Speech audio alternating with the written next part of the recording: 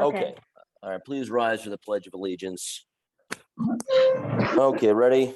I pledge allegiance to the Allegiance to flag the flag of the United United States States of of America, America, to the republic for which which it stands, stands one one nation, nation, under under God, God, indivisible, indivisible, with liberty liberty and and justice justice for all. for all. All right. Cacophony. I think others would call that unity, but that's I guess a matter of perspective. So can you call the roll, Cheryl?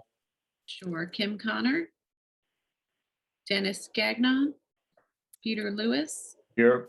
Laura O'Connell, Here. Neil Toman, Here. Heidi Wendell, Here. and Neil Zuckerman.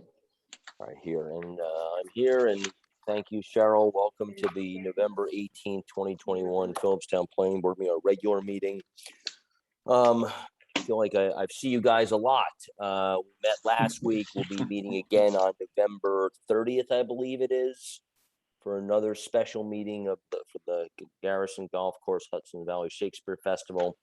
Well, absence may make the heart grow fonder, but spending more time with you guys keeps me equally buoyed. So thank you for spending your time with us. And I do appreciate your volunteering for this community. You are, as I've said many times before, you are a group of volunteers, and you have been going above and beyond during the pandemic in your service to the town. So I want to thank you for that. May I have a motion for the approval of the September minutes, September 2021, please? I'll make that motion. Thank you, Kim. Second. I'll second. Thank you, Neil. Any corrections, edits? We need to do a roll call first. We just did, didn't we? We just did the roll Did we call. do a roll call? Hmm. I'm sorry.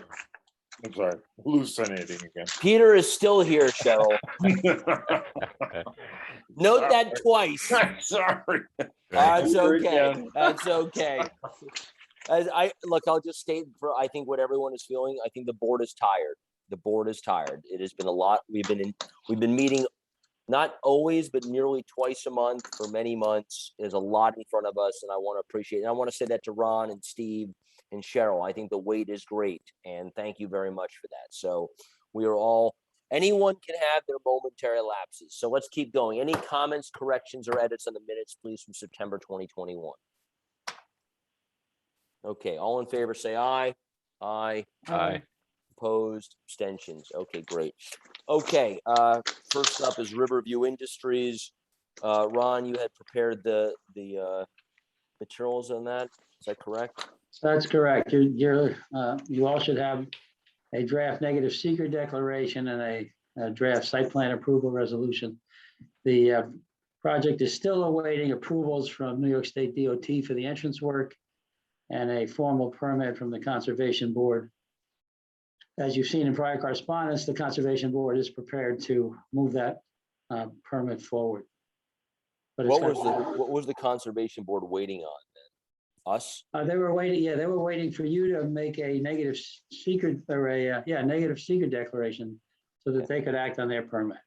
Okay. And you have a draft SEQRA declaration in front of you. Okay. Kim looks quizzical. I couldn't hear any of that. Ron said you have the negative SEQRA declaration. No, before that, I heard it ended when he said the DOT has to permit the entrance work and the CB said it was going to waive, blah, blah, blah. And then it just cut out for me. CB permit is also required. And they're prepared to grant that permit upon the board's adoption of a negative SEQRA declaration. So as I said, the SEQRA declaration is in front of you tonight, as is a draft site plan approval resolution. Okay. So I'm going to ask for a motion on each, and then we can discuss if need be, and then just vote on it. So can I have a motion to make a negative SEQRA declaration on Riverview Industries, please? Thank you, Peter. Second. I'll second. Okay, Neil. All right. Any discussion? So obviously. Heidi, go ahead. I'm sorry. Heidi, you're on mute. I just know that I've already made a record of my thoughts about it, so I'm not going to repeat them. But yeah, I mean, I understand that the legal technicality is we don't have to, we can't require that the site be cleaned up before we vote on it. But anyway, I've already said that, so I don't want to waste everyone's time. Okay, thank you, Heidi. Kim, next. Nothing. Okay, any other comments? Anyone? Okay, all in favor, aye. Aye, Aye. opposed. Dennis, you opposed, or that's just a delay? You're,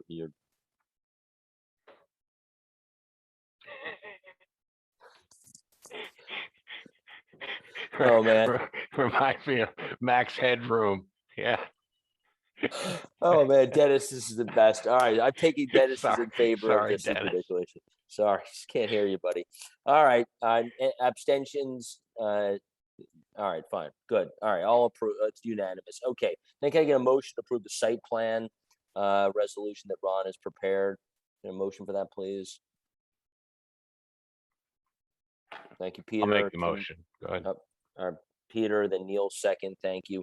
Any discussion of the site plan approval? Same comment from me. Other comments?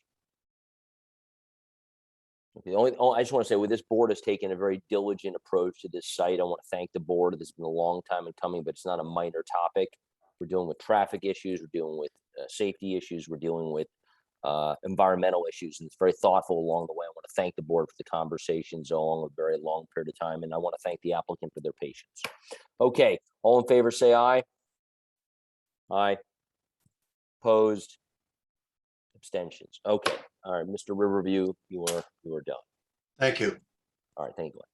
Okay, on to Arnaud and Santelises at 5 Juniper Hill Road. I unfortunately, because of a death in my family, wasn't able to join the next two site visits that were done on November 7th. So I'll allow maybe Ron can give a summary of what was observed, and if either Kim or Neil or both were present, they can provide any additional commentary at the top of the conversation and go from there. So Ron, can you just give a summary of what was observed at the Juniper Hill visit, please? I actually was unable to attend the site visits that were conducted by the board as well. I subsequently went out there with the design engineer, and the significant issue that's apparent is the impact on the adjacent neighbor to the south. There's some tree removals that are expected. So in my view, it may warrant some clearer understanding from the applicant's engineer exactly the extent of those removals or the efforts to revegetate that southerly property line. I don't know if the board had other comments when they went out separately. Either Kim or Neil in your vice chair roles, I assume you were both there? Go ahead, Kim. We were both there, yeah. So I agree with you, Ron. One of the things that we noticed is that there were evergreens along that border, and Jason Snyder Correct. said that they would be, that there was going to be, they're going to run the septic line through there, I think. And that seemed to me that was going to affect the root systems, which would probably affect that. So that's a concern. Neil had a comment about the entrance and the stream. Was it a stream crossing, Neil? There is a small stream, just as when you're going down and you take a left to get into the property, that didn't seem wide enough to accommodate emergency vehicles, and the sweep was very tight. So yeah, I think we talked to Jason about that later in the sidewalk, and we asked him to maybe broaden that sweep a little bit for better access, better emergency access. He said he agreed. He said, sure, absolutely. So I expect we'll see that change in the next set of plans. Was there anything else, Ron, Neil, that you thought? No, that was kind of it. Any other board? Kim, did you have any observations you want to share? You know, it's an existing site. It has a small house on it. It seems like, you know, the house that they want to put in is going to be low, you know, which would presumably help preserve the view shed from the other side without too much intrusion. It's sort of pulled back a little bit. There was a pump up septic. I think we saw so many things. Yeah. And that has to obviously get Board of Health approval. Ron, was there anything else from the design engineer other than this border on the south that you thought was significant? I mean, there were some big trees, but obviously they would have to come down anyway. Right, within the body of their development, there's some major Yeah. trees that will be removed. They cannot be saved based on the design intent they have. Right. Obviously, the Conservation Board has to grant a permit. They're obviously working within the buffer area, that water course. So the Conservation Board likewise will have interest in seeing what they can to deal with the access as well as the tree removals. Okay, any other board members, observations you want to share? Heidi, please. I mean, the trees that they're gonna take down are really beautiful, really old white pines, like kind of unique trees. I just want to note that. They're not trees you see on every site, that's for sure. I understand that, I guess, to build the house they want to build, they have to be taken down, but it's not the typical thing that we see. They're immense, really, really old trees. I just want to note that. I don't know if that gets special consideration, but they're like, we usually look at whether a tree is more than 8 inches. These are like way more than 8 inches. They're really beautiful, immense trees, really tall, really wide. If the board is so disposed, it may warrant you to seek a tree plan, at least within the area of development, to better quantify exactly what trees exist, what will be removed, as well as what enhanced landscaping they may be offering.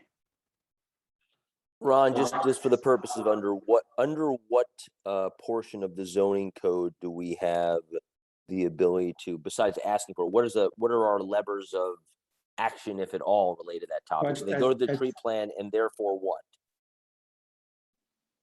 In terms of looking at the tree plan, you're gonna determine if it's warranted to enhance landscaping in the areas where the removals are occurring.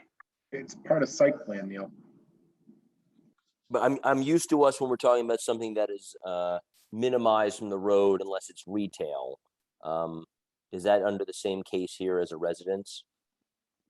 Yeah, I think you need to understand area impacts, and certainly impacts to neighbors would be a consideration that you'd look at pursuant to any environmental interests you'd have in the project. Board members, people feel that that's something we should look at. I will remind you that when we looked at the property at 403 on Route 403, I can't remember when it was. I think it was in the winter. That was Cone. Cone, thank you. We spent a lot of time on trees and what was seen. It was obviously quite adjacent and very proximate to 403, but that was a conversation. How do board members feel about that topic?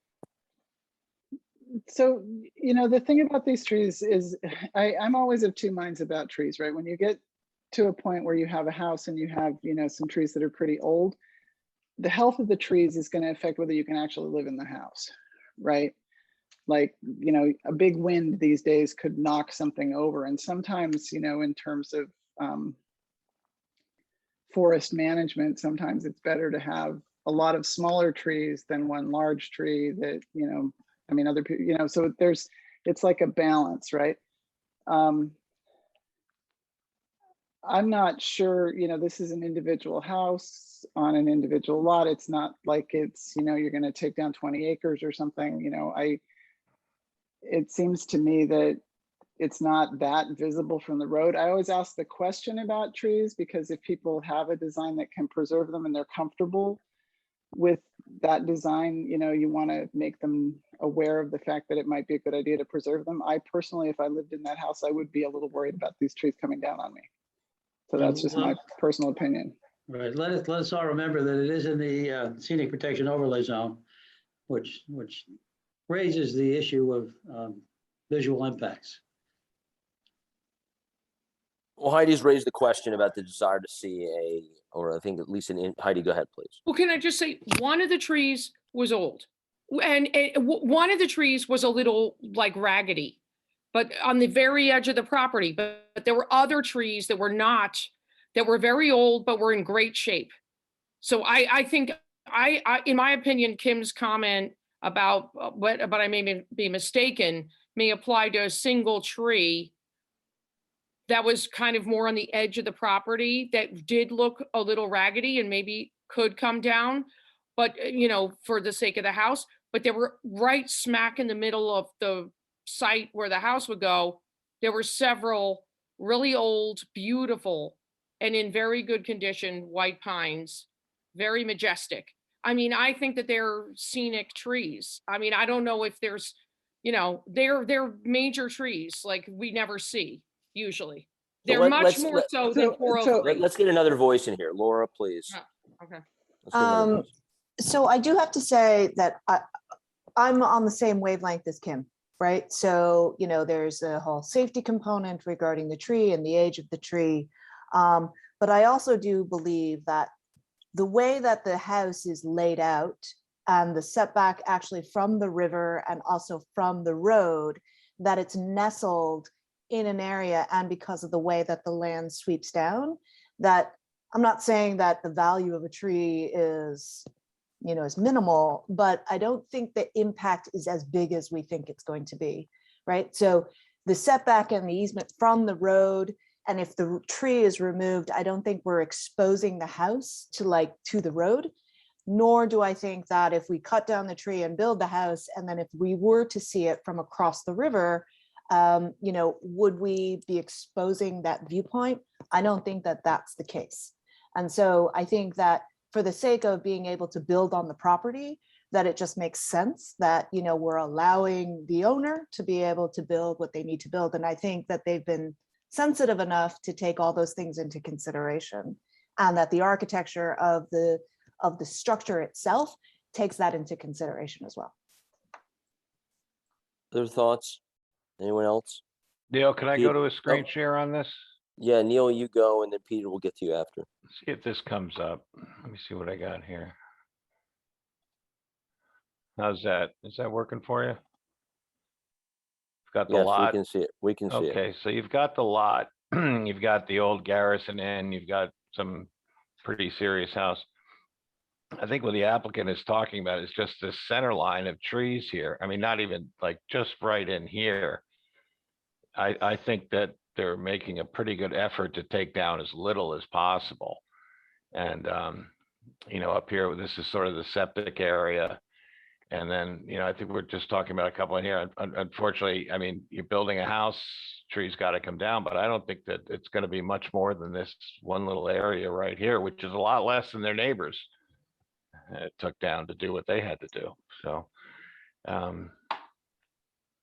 anyway, thanks. That's my. Very, very helpful, Neil. Thank you. Peter? I agree with Heidi that white pines are an absolutely spectacular tree. I grew up in a white pine forest of mature and even over mature white pines. They can be fairly dangerous trees too. They can snap in high winds and they can uproot and so forth. So if I had one anywhere near my house, I would be very wary of limb fall and entire trunk break. So Yeah, they don't. Yeah, Peter, they don't give any warning. You know, they don't show any signs of decay. They just one day they just go. Yeah. they look like top-notch trees, and the next thing you know, And they're exploding. the next day they're not. You know, I Yeah. don't like to cast a bad light on white pines. They don't all explode, but on occasion they will. And if near a house, I think it's a problem. Out on in the field, no, it's not a problem. This falls in the forest, but it's true. We do try to keep the trees that we think are spectacular, and we don't have very many white pines around here, and certainly not ones with girths greater than 8 inches. So it is something to be considered. That's all. Well, the fact that we have such arboristic skills on this board is a real impressive shock to me. I'm surprised no one had made the joke about a tree falling in the woods if no one's there to hear it, but you missed your opportunity, Peter. So I didn't hear anything that would lead us to I mean, I heard Heidi mention, but there's not been really reinforcement of the notion. Ron, maybe you could give some guidance with the scenic protection overlay, is there anything else this board should be considering related to Heidi's point and concern about tree removal? Anything else we should be talking about or do? You're on mute, Ron. Sorry for that. Yeah, as has been indicated, the SPO regulations just warrant some hard look at the visual impacts and a better understanding of exactly the landscaping that's being proposed to enhance the area where the tree removals occur. So Do we have sufficient materials from the applicant to make that opinion, or do we need an additional analysis of some sort? you know, as I said at the beginning of this, I think it may warrant you to get just a tree survey in the area of the structure, area development, so you can better quantify those impacts that are being touched on by various board members. And Heidi, then would you like when to the- move that request? Yes, I would. Thank you. Okay, is there a second? Jason, you can't second it, I'm sorry. I'm sorry, I'm sorry, I didn't get the question. Ron is suggesting that as part of our scenic protection overlay duties, getting an inventory of the trees that will come down, the landscaping plan, would be an appropriate step, not only for our analysis, but also in support or at least an investigation of Heidi's question. And so I therefore asked Heidi to move, since she raised the topic, to move that notion of having that inventory of trees that would come down and landscaping that would satisfy it. She's moved that issue. I'm looking for a second for her movement. If there's no second, obviously we will not request it. All right, Peter seconded. Can I get a motion? We can continue to discuss it. I think it's pretty clear how people feel about it. So maybe it's just worth going right to a vote then. So all in favor of the tree inventory that's been moved by Heidi and seconded by Peter. So Heidi and Peter. Okay, so that's not passed by the board for this case. All right. Okay, we'll record that, Cheryl, as 2-5. Okay, what else? I see you've suggested also that we do a public hearing or discuss having a public hearing, which is usually our process for this kind of application. Other things besides that, Ron, we should do this evening? No, the primary thing is to determine whether a public hearing is to be held. Okay, can I get a motion to schedule a public hearing? Heidi first, Kim second. Okay, any discussion? Okay, all in favor of scheduling a public hearing? Aye. Okay. All right, let's talk about, I think we can just do the next meeting. We will be having a December meeting. So now, Mr. Santelises, please coordinate, and I guess Glenn, are you working with Jean? Jean? Jason is, and he's also Glenn. Jason Yeah. is. Okay, so we've had a lot of concern. Both, of course, are in there. Well, they're not double billing you. There's no way that would happen. No, So, it's just a better team. it's a great team. Cheryl, please help Jason, because we've now gone through this a lot with the physical signage. And I want to make sure we are appropriately signing the public hearing and the right date and all the fun of that, okay? I think the signage, is the signage just for major? Yeah, that's exactly right. These projects don't warrant it, right? Thank God. I don't want to get Move caught the in that letter. loop. We'll go in that loop again. Okay, so we'll have the public hearing at the next meeting and you'll duly notice it. Okay, anything else tonight on this topic? Okay, we'll move on then. Thank you very much. Okay, Johnson and Rinderman, Mountain Brook Road. Similarly, as I said, I was unable to join this site visit. Let's do the same thing. Maybe Neil, maybe Ron. Ron, you were not in attendance either. So then, Kim or Neil, do you want to kick us off with any initial observations from that site plan or site visit? Neil, you want to go first? Neil, you're on mute. Kim, you could start. Let me unfold this and go ahead. So we met at the end of the cul-de-sac for Mountain, I think it's Mountain Brook Drive, Mountain Brook Road. There's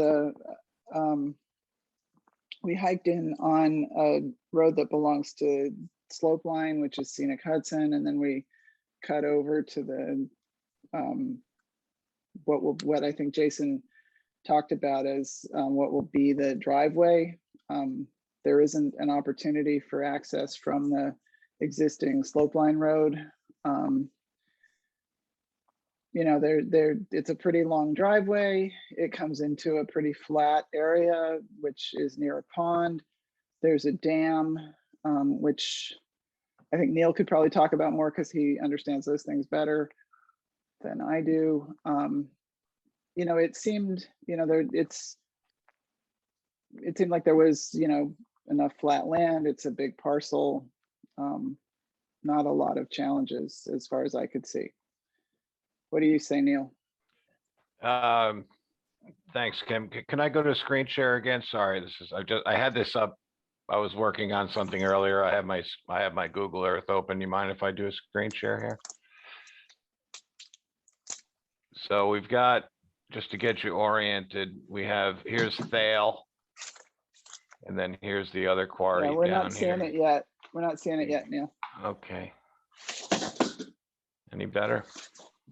Yeah, All right, so we have Thale, and just to, I'm sort of just repeating what Kim was saying, it's at the end of this road. Now you've got Benchmark and you've got the motel, and it sort of winds its way up, and there's a cul-de-sac at the end.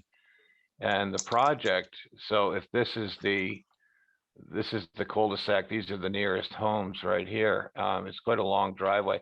Not as bad as it looked on the plans. It really looks like you can almost see the way it's cut through here already.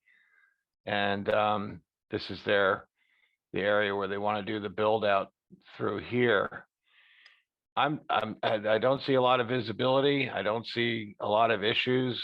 It's a huge parcel of land. They seem to have their septic laid out. Okay, the dam. It's a concrete dam. At first we had thought it might be an earthen dam. It's definitely probably going to land in a class A. Not a lot of water, not a lot of issues with it. It's definitely it's a concrete dam, but it's not a hack job. They actually did a pretty nice job right in through here building it. So I would leave that up to the applicant and your insurance company and New York State Dams if you want to register that or how you want to move forward. But as far as the application goes, I don't see a whole lot of issues.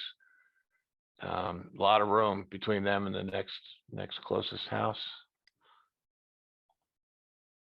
Thanks. Other comments on the site visit?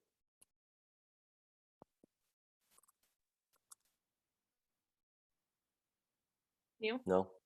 I Yeah, go have a ahead, please. comment. Yeah, go ahead, please. It's an incredibly long driveway. I mean, that's the longest driveway I've seen since I joined the planning board. I don't know if that's relevant. I mean, it's a very like you walk out to the site and it doesn't look like a typical housing site. It looks like you're in the woods, like the deep, pretty deep woods. We also discussed the last time the possibility that if the dam were opened, like what's the consequences for the site? You're literally in the woods. I don't know whether that's relevant in some way, but I just note that from the site visit that it's an incredible, you have to walk very far along the disturbance, in other words, it's not apparent from Neil's overhead picture, but when you're walking along the ground, it's going to be a lot of disturbed property to build that driveway. And there's a lot of water everywhere. It's unusual in that sense. I don't know what the consequences are for what we can consider, but I just know that. So Ron, why don't you unpack what Heidi just said around Yeah, if I can water speak to, distance? Go ahead. right, if I can speak to that, the planning board has that concern for most any driveway. And in fact, in this instance, you've made referral to the local fire department. That just went out, I think, a few weeks ago. So there's, if they have concerns, they're going to identify them, and then we'll try to draw their recommendations into the site plans as they evolve. So you're considering that issue. Okay. What about Heidi's topic around, I heard water everywhere. Again, I was not there. Well, there's a very deep ravine off the proposed access driveway. But it's not being impacted by the construction. The driveway is going in an existing area and that appears appropriate for the driveway. There's one small drainage area that has to traverse the driveway to put it back into that gorge. But that's very typically done for a long driveway. So I don't see the construction issues being significant. Hey, do you want to be any more, you want to elaborate at all on your point about the water being everywhere? Well, that recalls me to the fact that, as Ron says, they are gonna, like, there's there's a stream coming down, but they're gonna divert it down to the ravine. So I guess if that's something that's just, commonly done, so be it. It sort of looks weird when you're out there, like, there's water here now where there's gonna be a driveway, but I guess they're gonna divert it elsewhere where maybe it more naturally goes in the first instance anyway. I don't know. If Ron thinks so, then I accept that. That's exactly the case. I think it's a matter of diverting it back to the gorge. Now it's just meandering along the overland condition. Okay. But construction of the driveway will resolve that. Okay. Kim, go ahead. So maybe I can help clarify this. Jason, did you say this was a logging road initially? Like that's why that is in there? Is that right? I believe it's the maintenance road for the dam. Okay, so If you'll, yeah. So anyway, if it's a sort of a pre-existing, not fully formed road, but road-like thing, Heidi, that to me explains why there's water there, because there's already been a road cut in there, and so the water naturally is going to go to that place. It isn't necessarily where the water would originally have been before they cut that road, right? So yeah. So that's, if that helps. I don't know if that helps. Yes, it does help. It does help. Yes, and we talked about it somewhat at the site visit, but it's hard to picture how they're going to reroute the water, but I guess if that works, then it works. I'm not, obviously don't have engineering skills. So, okay. Thank you. Thanks, everybody. Other comments?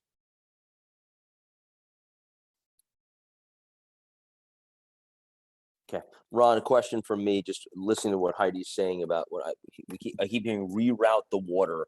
Do we require, would we be helped by a referral to the conservation board at all?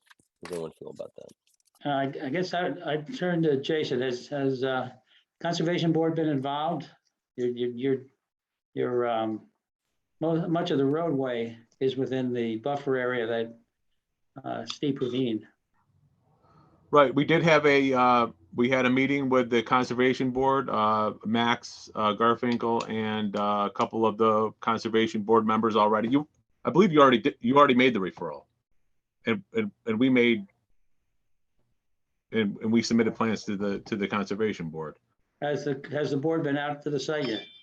Yes, we were there on Sunday, and they seem to be amenable to to the plans that we've presented.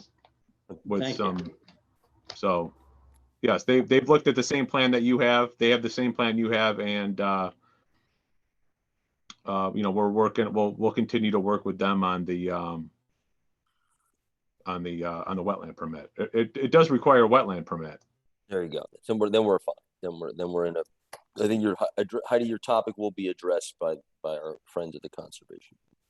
Okay. And if I could, we did refer it to was referred to the fire department, and we're awaiting comments there.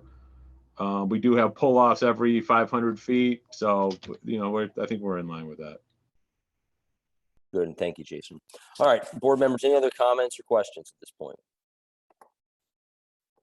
Okay, motion to schedule a public hearing. Kim has moved it, Peter seconded. Any discussion? Okay, all in favor, say aye. Aye. Opposed. Abstentions. Okay, so let's, Cheryl, we'll put that on for the December board meeting and also for proper noticing. Okay, anything else on this matter, folks? Okay, Mr. Johnson and Rinderman, we'll see you next month. Thank you very much. Happy Thanksgiving. Okay. Okay, the Giroud and Wildrick application.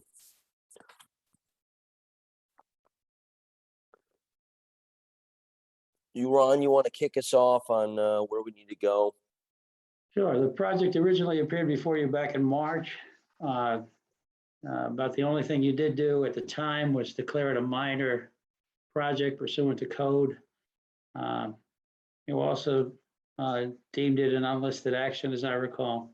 And then you immediately referred it to the Zoning Board of Appeals because the project needs a variety of variances from code. And the engineer or the design architect could probably walk you through the changes made or the variances that were requested, which have since been received. And it's for that reason they've now come back to the board so you can more formally continue your process. But if it's possible, it'd be good for the applicant's architect to just present the project so the board can refresh their memory on what is being proposed. Makes a lot of sense. Great. Good to see you all again. It's been a long while. D from, I'm James Hartford from River Architects. I'm coming up as D. George the first. D. George the second is, she's still muted and off camera, but if we can, if D, you could. Can I please get the screen share? Yeah, thank you.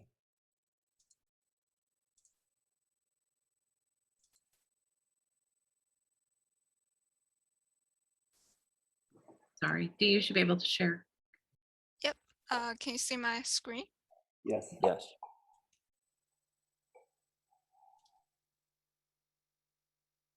So James, do you want to walk us over just the general what happened since March? Yep. So since March, we've presented to the zoning board and we've gotten the variances approved with the zoning board. We are currently working through with the conservation board, and I'd say that we're pretty much, you know, the end is in sight with them. We have through our marine engineers, Race Engineering, have the seawall repairs to number 28 on file with the DEC and the Army Corps of Engineers, and that's proceeding well in our understanding of that. So we've got a lot of parts kind of flushed out and moving forward. And so now we're coming back to the planning board to pick up where we left off several months ago. Yeah, just to refresh the board's memory, this actually is a project that involves two separate residential properties. Each property has an existing residence on it.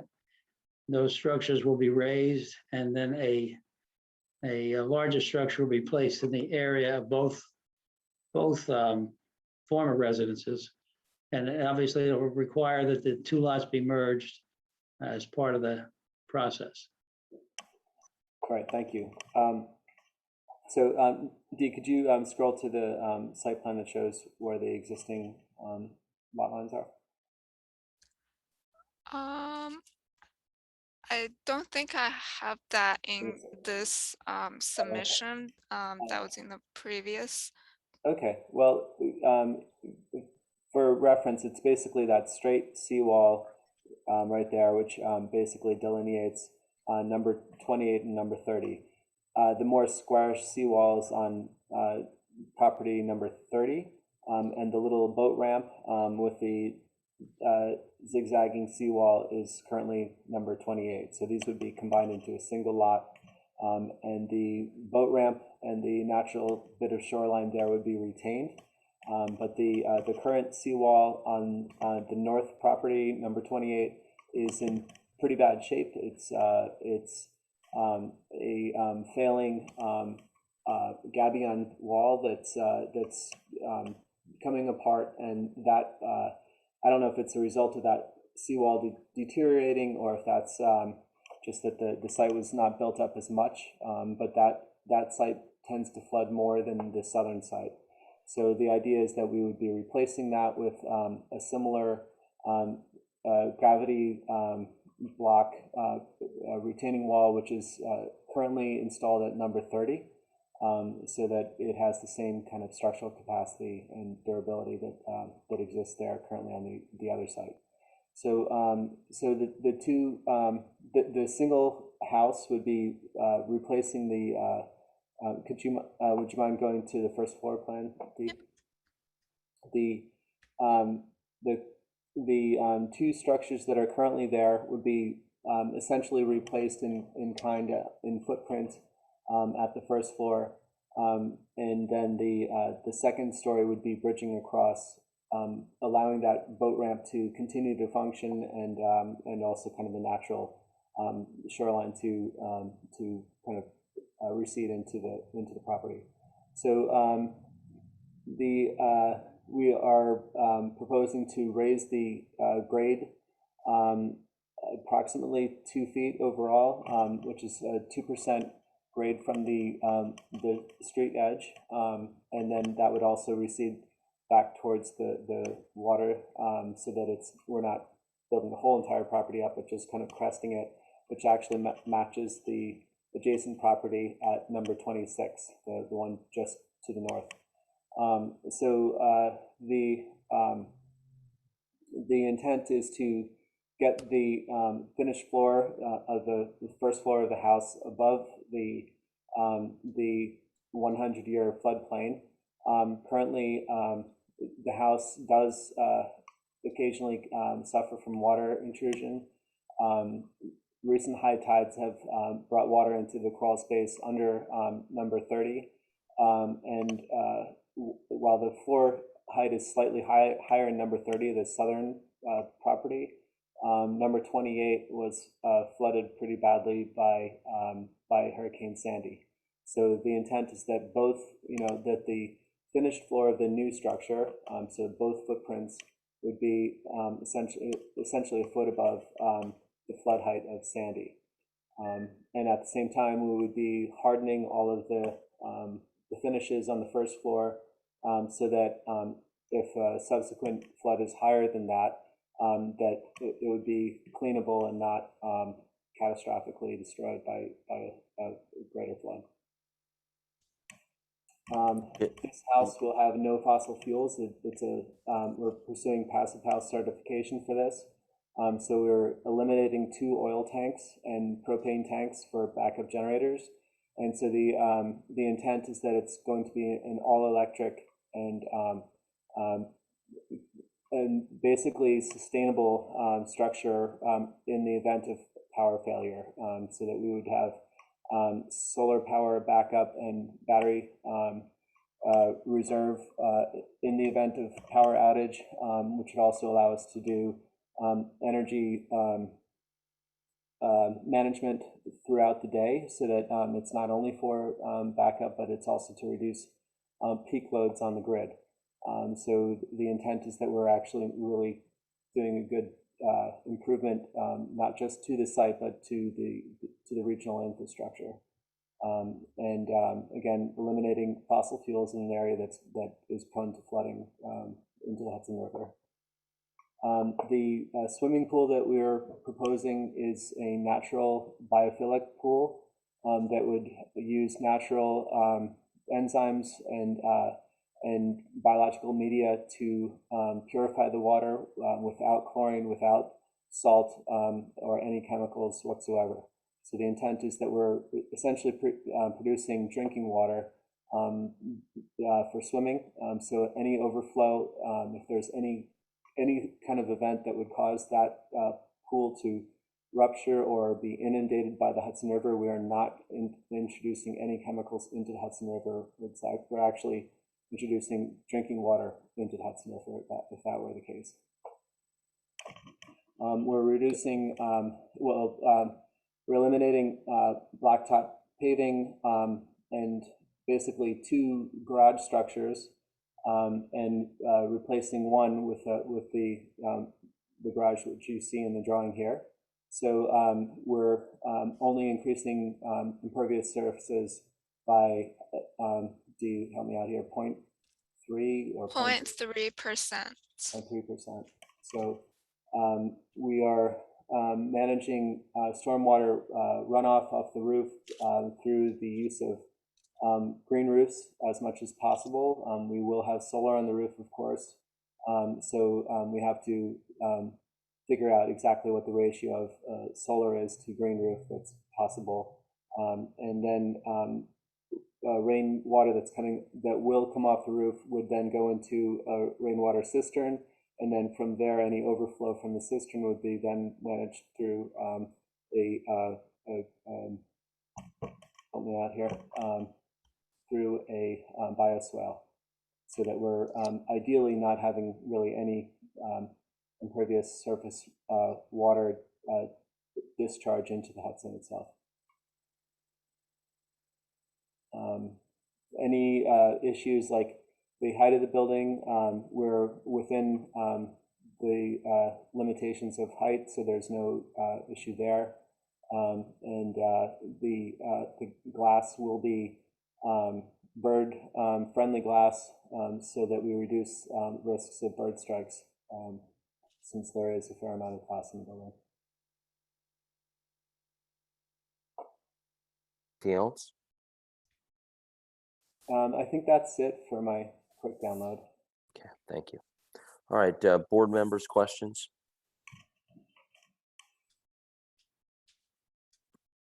Yeah.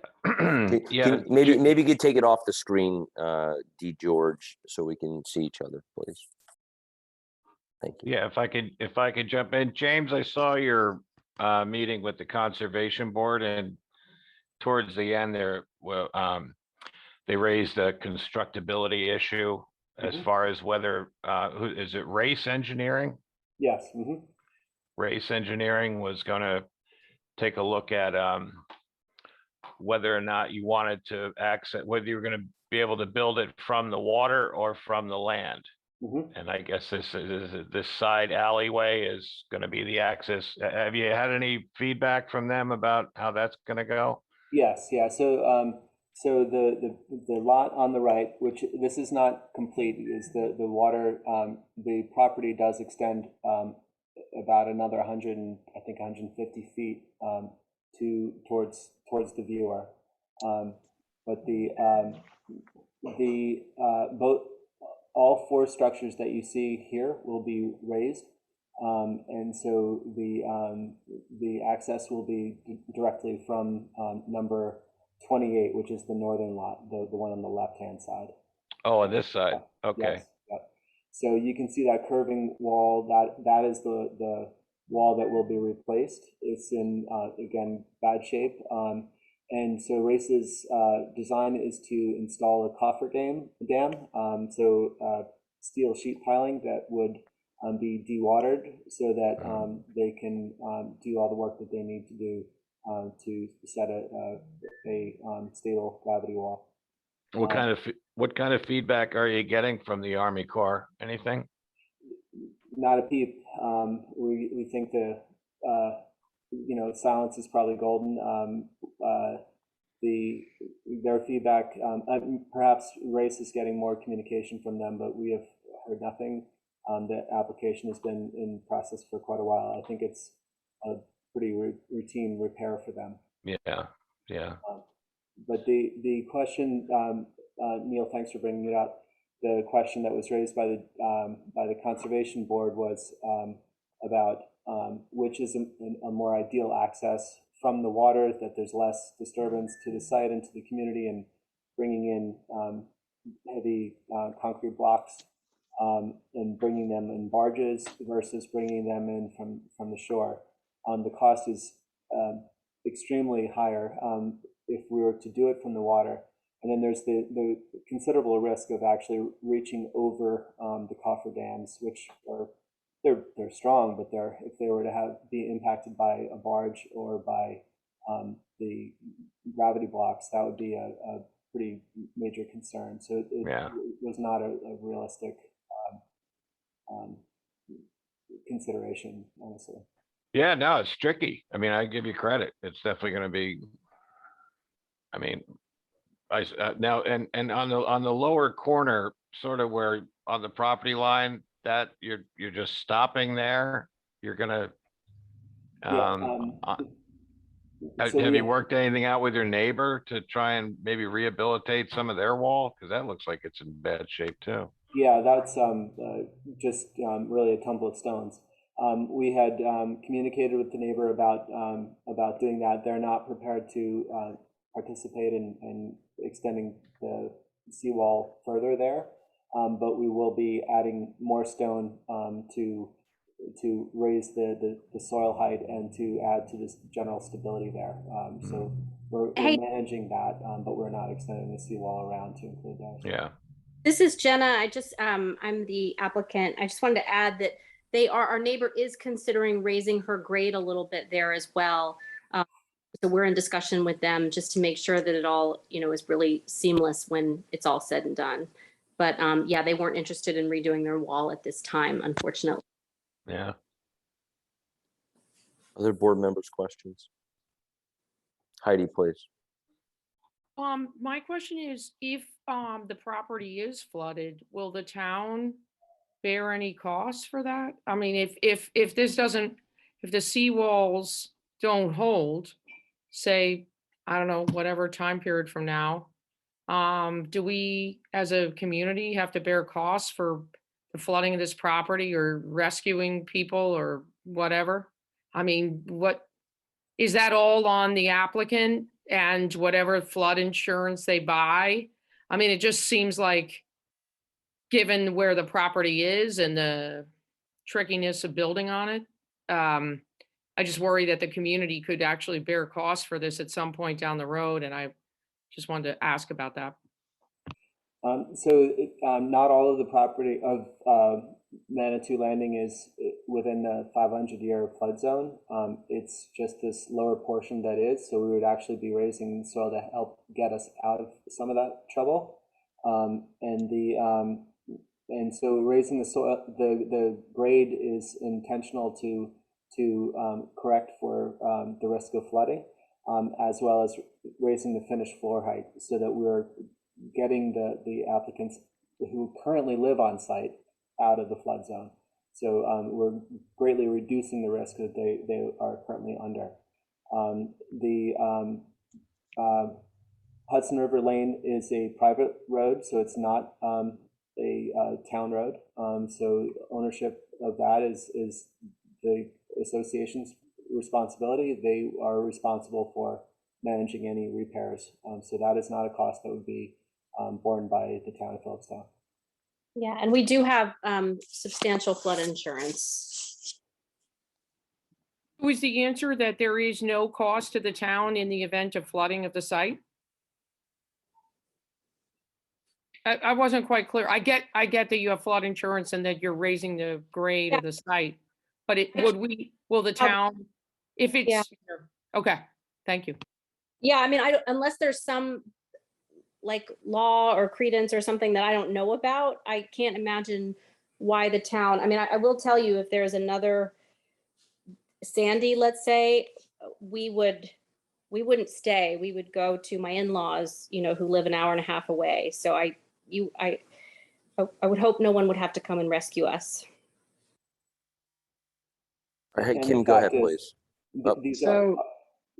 Kim, go ahead. So in answer to Heidi's question, for Sandy, I believe that one of these two houses, the one that's not habitable because of Sandy, I believe that someone I know lived there and had to be rescued by the town emergency services at that time. So yes, I believe there would be a cost to the town. James, I have a question for you. So you're moving this out of the 500-year flood zone into the 100-year flood zone by raising it a foot, correct? No, the 500-year flood is less common by. I understand that, but you're saying that you're moving it into the 100-year now. Now it's in the 100-year as opposed to 500. No, we're raising the floor, not lowering it. We're raising the floor height. So we're taking it out of basically the risk of flood. So but wait. So here's my question, because as I understand it now, is it now in the 100-year flood zone or is it in the 500-year flood zone? Let's look on your documents, I believe it said 100. Okay, so if we can look at the drawings so that we can see how it was documented. Can I get the Clearly, I want to spreadsheet? get this right.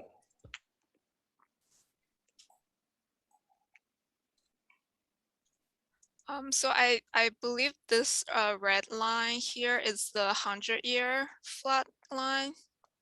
It's at base elevation 7 foot. So our finished floor level is currently is at 8, but we're also talking about raising it another 6 inches. So it would be 8.5 feet. Okay, so for clarification here, the 100-year flood zone on average floods every 28 years, correct? It's not every 100 years, according to the actuarial tables. Right. Ron, do you know about that? I've heard that. No, I'm not aware of that. No, okay, because that's when I looked it up, that's what I found. And I believe, is there some requirement that the base, the ground floor needs to be 10 feet above, not 8 feet above? Because I think, Ron, I asked you about that a while ago, and there was something having to do with that. Yeah, the town, chapter 90 of the town code relates to flood damage protection. And that specifies a minimum height above flood elevation. And I believe it's a foot, but I can confirm that. Okay. So, so James, I have a couple of questions for you. So your equipment, your electrical equipment, et cetera, Yeah. that's on the ground floor? No. Where is that? Because I thought so- it was on, I thought your drawings had it on the ground floor. It is not at the ground floor level. We have everything. Okay, now we have heat pumps, we have ERVs. That's our mechanical equipment. What's That an will be ERV? Enthalpy recovery ventilator. It's a fresh air ventilation system. Okay. Those will be mounted 4 feet above the floor at a minimum. And we have a battery system, basically the Tesla Powerwall, which will be mounted on racks in the garage, also above the floor. Okay, but the garage is below the level of the house, correct? The garage, The is at garage like, is below the level of the house, but they will not be sitting on the floor in the garage. They will be mounted Okay. up the wall. so the garage can flood, right? Because the garage is below the flood stage, correct? And water can come and go, but it's not going to be affecting the batteries. Okay, but I just want to know that, so this design that you have here, which has cars, right, is below the flood zone. Because we can't get, if we raise the floor 4 feet, then we won't be able to get the cars into the garage. I So in understand. order to So I'm use just, the I just garage- want to, I'm just trying to understand what the relationship between these structures and water is. Now, I have another question. So let's which look at the has, section then. okay, The elevate, we have it marked out in the drawings. I see that. We're not building the. But let's let James answer the question. Yeah, I one at think a time. that would be fair. Thank you. The finished floor height is not at 8 feet. The finished grade height will be at 8 feet. If you notice that Hurricane Sandy flood is noted at 9.4 feet, we are currently showing the finished floor height at 10 feet, I believe, but certainly higher than Hurricane Sandy. And we are talking about raising another 6 inches as an extra ounce of precaution. okay. Now I want to ask you about the water. Okay. So there's no potable water on this site, correct? No, that's wells not true. that are, no? There's a well on this currently on the site that uses a reverse osmosis system, and that's what we will be using as well. Can you tell me how that works and how much it produces and stuff like that? It's not my area of expertise. Okay, so what are the water requirements? Will it, this is a much larger house than the house that was there. This is the equivalent of 2 houses. So will that reverse osmosis system provide enough water for this house? That will be determined by the draw of the well. There are currently 2 houses on the lot. Remember, we are combining the 2 lots into one. Yeah, and I can speak to that in that we are maintaining the current system and we'll be using it in the new house. And we are, this house is better suited to us. There's myself, my husband, our son, and we both work from home. So we needed the 2 offices, a bedroom for my son. If we have another child, that was also something we wanted to keep in mind. However, there won't be additional people living in the home, if that makes sense. So it'll be the current system with the Right. current. So, Mhm. right. So I ask these questions because they don't necessarily pertain to you living there. This house will be there for a long time. So we have to ask questions that are related. We can't predict what the house is going to have in it in the future.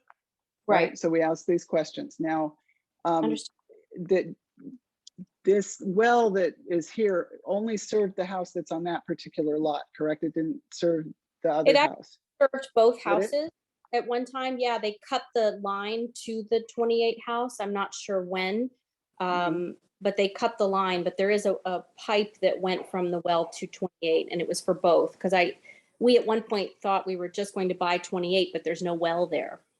I see. Okay, good to know. Now I have a question about the septic system. So this is a peat septic system? Yes.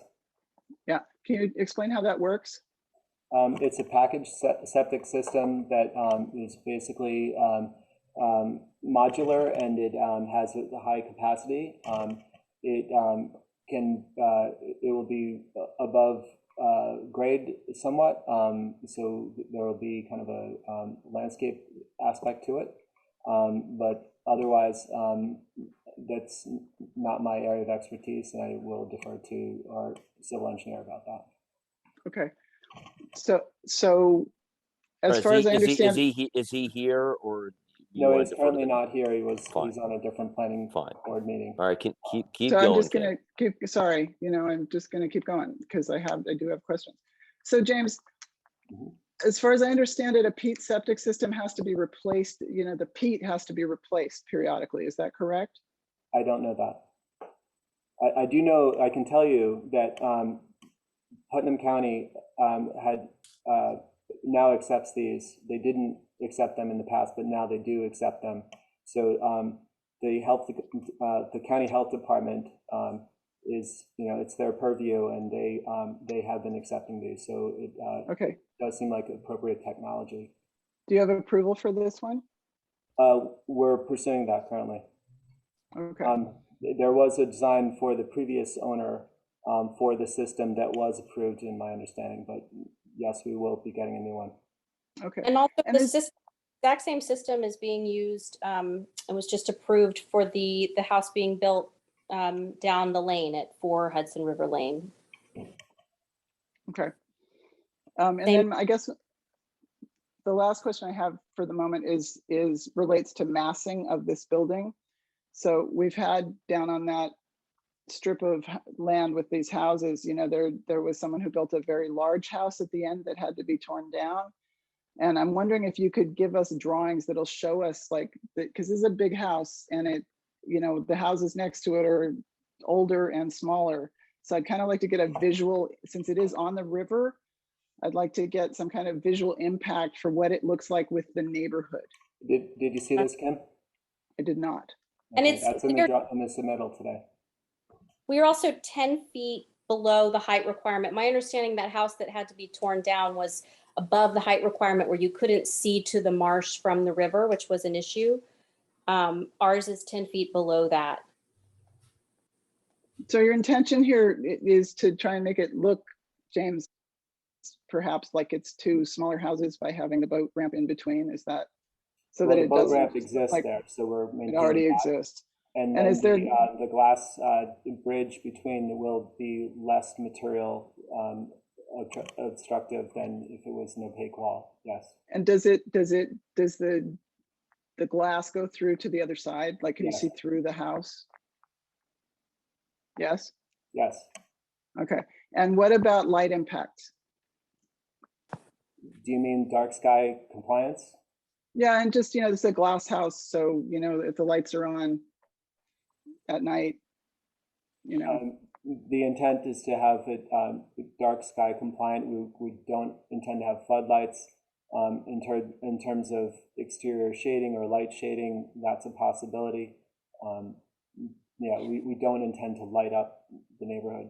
Through the We also, window. the two sides of the house that's next to the neighbors, for the passive house certification, they're relatively, there's not even a lot of windows, like they're really kind of thick, walls Yeah. along the side. So that should help as well in terms Well, of. it's more a consideration of what you can see from the river.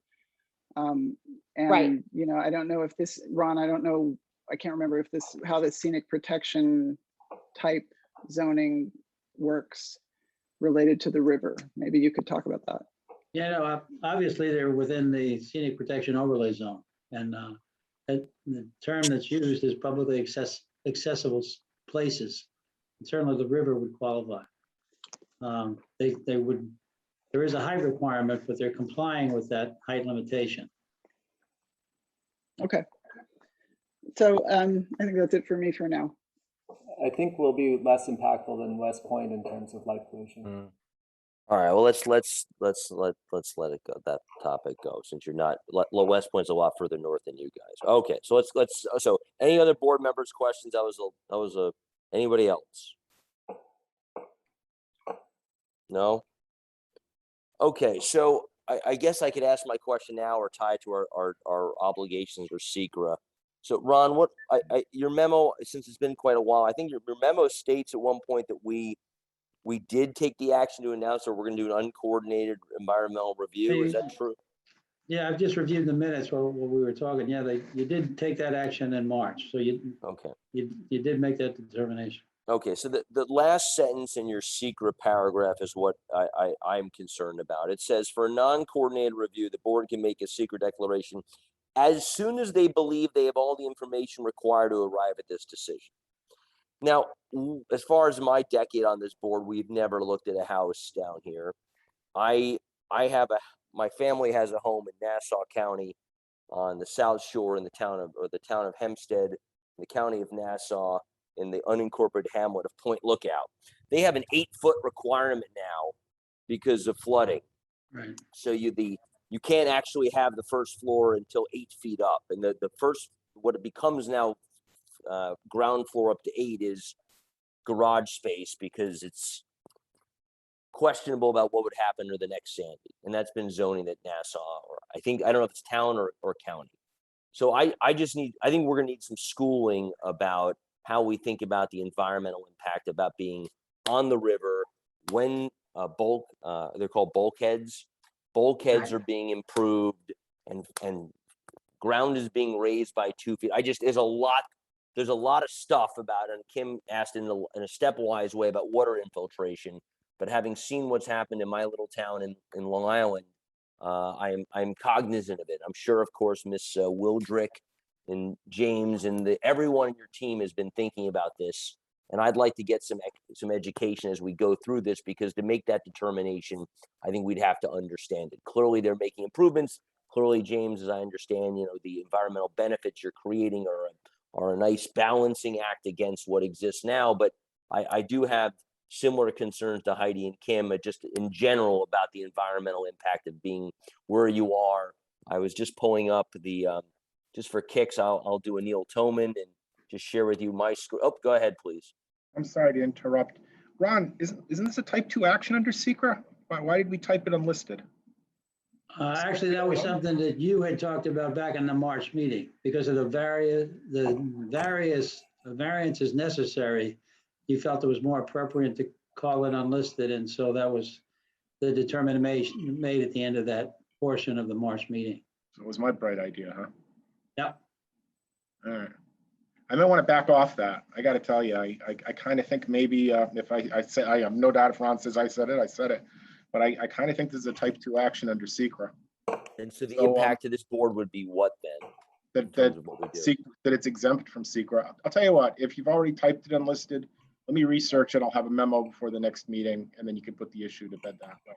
And when I issued my original, the initial review for the March meeting, I had identified it as a type 2, and that generated all the discussion during that meeting. Yeah, I'm not sure what my thinking was, Ron. I'll have to go back and look at my notes. I don't want to cause trouble. Well, you two geniuses are talking around us, and I'm sure we all want to know, why would something that is in such what seemingly, not using a term of art, seemingly an environmentally sensitive area, would be something where we would not do a SEQRA review. Maybe you could just enlighten us, gentlemen. Well, that's a good point. The SEQRA regulations state that type 2 actions include construction or expansion of 1, 2, or 3 family homes. Now, maybe because this is site plan review and because of the location on the river, I thought that there was some reason that it wasn't. It is not occurring to me this evening why I thought that. I'll have to go back through the file and look at my notes. I was just raising the question. I thought perhaps Ron would have an answer, but maybe I do, just don't know it. So like I said, Yeah, as I say, I'll have a definitive answer for the next meeting, and let's just continue on with what we have. I would make, you just triggered a thought, Steve. We actually have in my tenure on this board looked at something in a similar location. And that's when we looked to the site plan on what is now Dolly's, formerly Guinan's. And we had some interactions with, I believe, the state DEC because of the septic that would go into the river. They don't have the same kind of bulkhead in the same way at that location, but it's there may be some value looking back at how we treated that one, whatever year that was.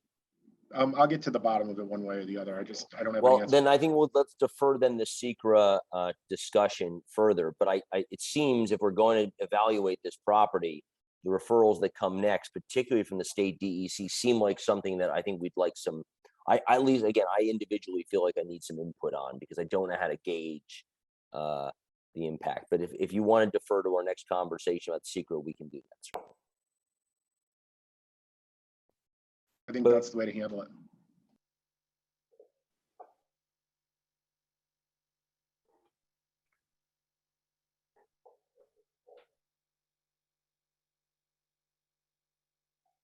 Neil, can I jump in on one thing that Kim talked about with the Yeah, lighting? sorry, I couldn't. I was trying to unmute. So yeah, Neil, ask your question. I'm gonna try and move us through the actions. I remember I think we had the pre-up on this a long time ago, but I remember some of the engineers talking about lighting in the building that close to the river. James, you might want to put a call in, not that you want to go looking for trouble, but put a call into the Army Corps of Engineers and see if there's anything to consider with the New York State Department of Transportation, because I know that waterfront lighting can be sensitive as far as that, because you're on the river and they navigate by lights. And I know that there's I can't quite put my finger on it, but I know that there's something in there about having to be careful about how you arrange your lighting on the waterfront, so as not to confuse the river traffic. We'll be glad to, Neil. Yeah, thanks. All right, so let me get us moving. We've got a lot of stuff on our agenda this evening. So we've got. Sorry, Ron, you've suggested we have a lot on our agenda this evening. 4 referrals: Department of Planning, DEC, Conservation Board, and Putnam County Department of Health. Let me speak to that for just a second. Again, I don't mean to get hung up on process, but at the March meeting, we had declared it unlisted and also determined that you'd have an uncoordinated review. If we want to change that and do a coordinated review, that's fine as well. We should just make an action to accomplish that. Well, I feel like we got to wait till Steve comes back to us. This is a big enough matter, in my opinion. The questions asked tonight are weighty ones for the environment. So I'd like to solve that matter first. Okay. Board members, everyone comfortable deferring that until we get a sense from Steve? This is not an insignificant project. Thank you, Steve. Dennis. Okay, so we're going to defer. Thank you, Heidi. All right, so we're going to defer the further actions. Does anyone want to make a site inspection in the interim? I think we can accomplish that in the interim, knowing we have Thanksgiving. So can I get a motion? Yeah, thank you. Can I get a motion for schedule a site visit? I'll take Kim and Heidi as the first and second. Thank you. Okay, any discussion? Let's get a date. Cheryl. So the 28th is the weekend of Thanksgiving, and then December 5th would be the next. Okay, November 5th, December 5th work for folks? Yeah. Okay. All right, so let's do 9:30, December 5th. James, does that work for you, Ms. Wildrick? Sure. Okay. Hey, that's a good step, James. That's at least it's forward progress. I have one question. I have one question for the board. Ron, go ahead. I understand you want to delay consideration of the referrals to outside agencies, but there's a statutory requirement since they're on the river to send it to Putnam County Planning. I wonder if you want to move that at this time. Fine, makes sense. Can I have a motion, Kim first? Can I have a second? Neil, all right, all in favor of making a referral to Putnam County Planning, please? All right, all opposed? Okay, good. Thank you. Thank you, Ron. Thanks for bringing up that piece. All right, thank you, Ms. Wildrish and Mr. Hartford. Thank you, and have a good night. Okay, we're on to Hudson Highland. Let me just state something before we move on. I don't know how long this next conversation will be. We have 3 items of new business I want to state for Mr. Paul Hemus, Gull Linsack, and Sandlin Wensky. We may not get to you tonight. We'll try our best to get to you, but there's, as I've said many times, we've got a lot of matters in front of us and we have to do our diligence. So we'll do our best to get to you. And if not, I will bring you to the front of the agenda on the next meeting if we cannot get to you tonight. So let's start with the Hudson Highlands Reserve conversation. Please let in the AKRF guys.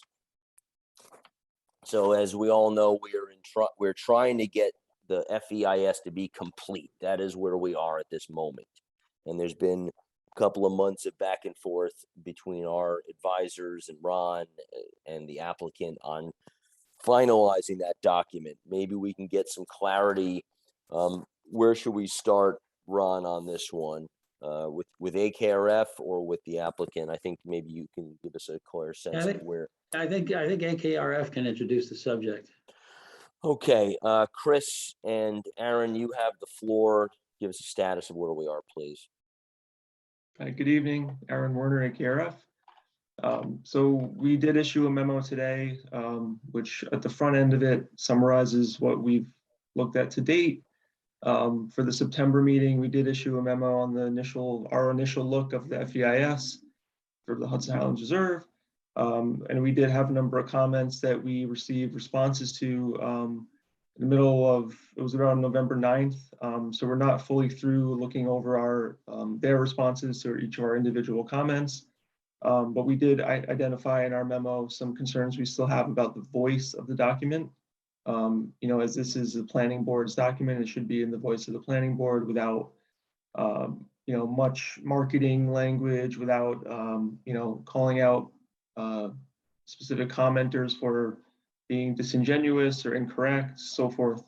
It's really just should be a lot simpler of a response to some of the comments. And the memo that we've provided today, has a number of examples of where the voice of the document was, not satisfactory for an FEIS to be adopted by the town, by the planning board as the lead agency. So that's in there. We do plan to have our follow-up comments issued. We didn't have them ready for today.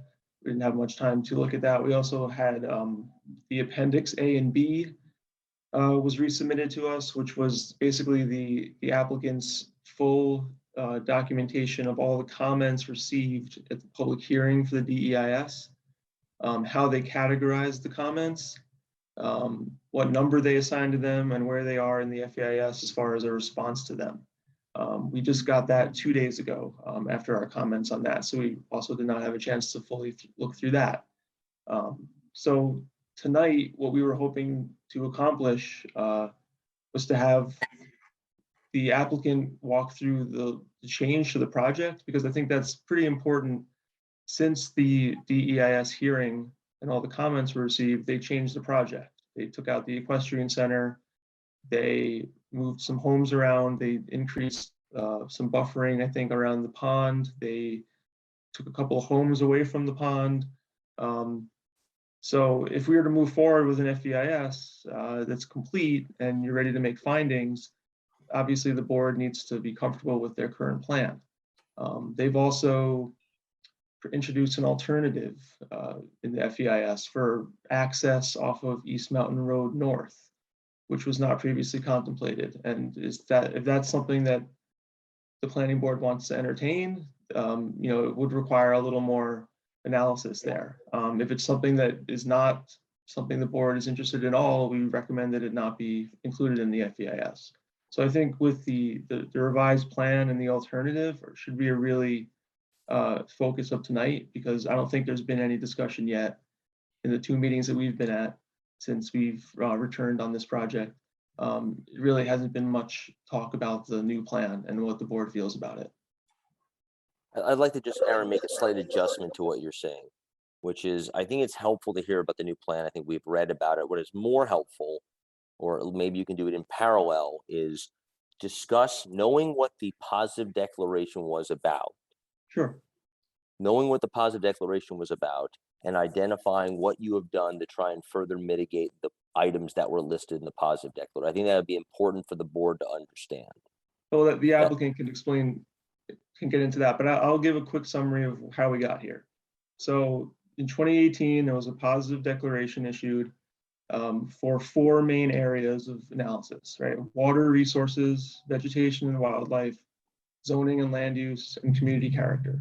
Those are the 4 topics that the board determined had potential for significant adverse impacts, requiring the preparation of a draft environmental impact statement. There was an EAF, supplemental studies, EAF, that was done for and reviewed for a number of years, which is why this only focuses on 4 topics, the EIS. So the applicant, I'm sure, can run through their summary of those impacts, how they're mitigating them to the maximum extent practicable, what they've done to projects since the DEIS hearing to further reduce impacts. But really, this is a very targeted EIS. It's covering 4 areas. So that's why, there's a lot of questions about why is traffic not included, and that's because that was all covered in the EAF stage, and it was determined that the number of trips from 25 lots doesn't rise to the level of needing more than the trip generation, which showed it doesn't exceed thresholds for detailed analysis. So the positive declaration was issued. We have a DEIS that came in. There was a public hearing on it in 2019. And then we're back now with the FEIS that we didn't receive until around August, and started reviewing it again. So if the applicant, Aaron, could you enumerate the 4 areas, please? 4 areas: water resources, which includes groundwater, surface waters, wetlands, stormwater, vegetation and wildlife, which is just, the natural resources on the site, zoning and land use, right? Consistency with the conservation subdivision sections of the code, the comprehensive plan, other elements, other documents and plans that the town has regarding land use and zoning, and community character, with a focus on visual impacts. Very helpful, thank you. You're welcome. Okay, so it sounds like we're turning it over to Rick and Steve. Thank you. Yeah, if I may. Rick O'Rourke, attorney for the applicant with Keenan Bean. Obviously, joining me this evening is Glenn Watson, as well as Steve Gross. And I believe that the owner of the property is here. I know Lila Colbert is here from Yuli's office and is the partner on this project.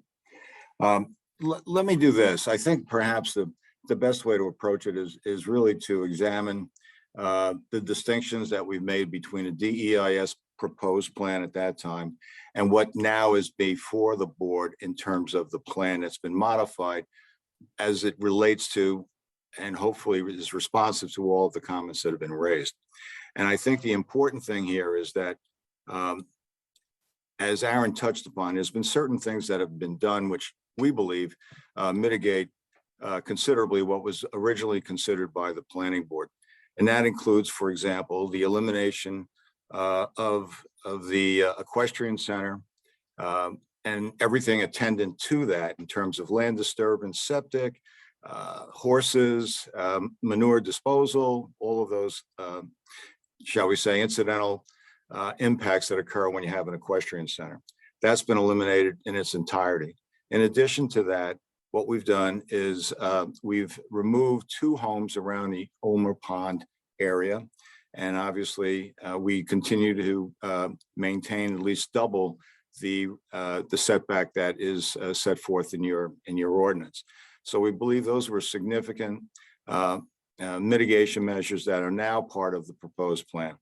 In addition to that, in terms of the changes in the potential impact, for example, site disturbance. In the DEIS plan, there was a site disturbance that totaled 45.7 acres. The FEIS plan that's now before the board, that has been reduced to 38.5 acres. So it's a decrease of 7.2 acres, which means that now 82% of the land of the 205 acres shall remain undisturbed. As far as impervious surfaces are concerned, the DEIS plan provided for 11.1 acres of impervious surface. Now with the FEIS plan now before the board, it's been reduced by 3.1 acres to be a total of 8 acres. With regard to the total excavation, the gross cut fill, the DEIS plan provided for 28,792 cubic yards of spoil. That now has been reduced by to 12,386 cubic yards of spoil. That's a decrease of 16,406 cubic yards of soil. As far as the water demand is concerned, the DEIS plan provided for an anticipated consumption of 24,000 GPD, gallons per day. And now the FEIS plan has been reduced to 18,500 gallons per day, a decrease of 5,500 gallons per day. From the point of view from the property owner, we consider these to be considerable mitigation measures, all of which were the result of, which is what happens during a DEIS process on an application. We consider these to be very significant mitigation measures that now are part of this plan. And what I would like to do is, we are, as you are, we've been going through this, and this application predates my involvement, I guess been about 5-6 years. But what we thought we would do as in response to the request that we go through the plan, I'd like to turn it over to Glenn, and he could give you a brief presentation of the graphics that point out the changes that are made. So with your permission, Chairman Zuckerman, we'd like to do that. Yeah, let's. I mean, Rick, you've hit a lot of the highlights already. Let's just not keep repeating the same things. I think you ran through a lot of the numerical changes. So happy to have Glenn present the visuals, but let's just not keep repeating the same things. You got it. We're in agreement. Thank you. I can share my screen. Yes, Glenn. Are you seeing maps or are you seeing a big blue screen? Maps. Maps, okay, good. All right, I'm just going to go through, will repeat some, but I want to just point out where these things happen to you. I mean, Rick's first point and my first point was the elimination of the Equestrian Center. That's that larger, darker box further from the pond where my cursor is now in the before EIS drawing or the DEIS drawing. And that is gone. There's a lot of impacts that are sort of fall out of that.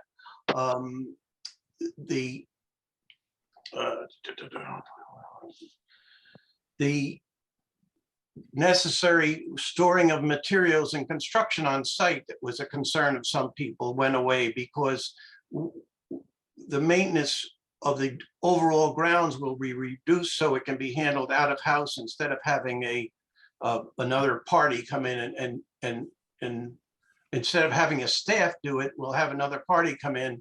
And so the storage of construction materials, which was a concern, is gone.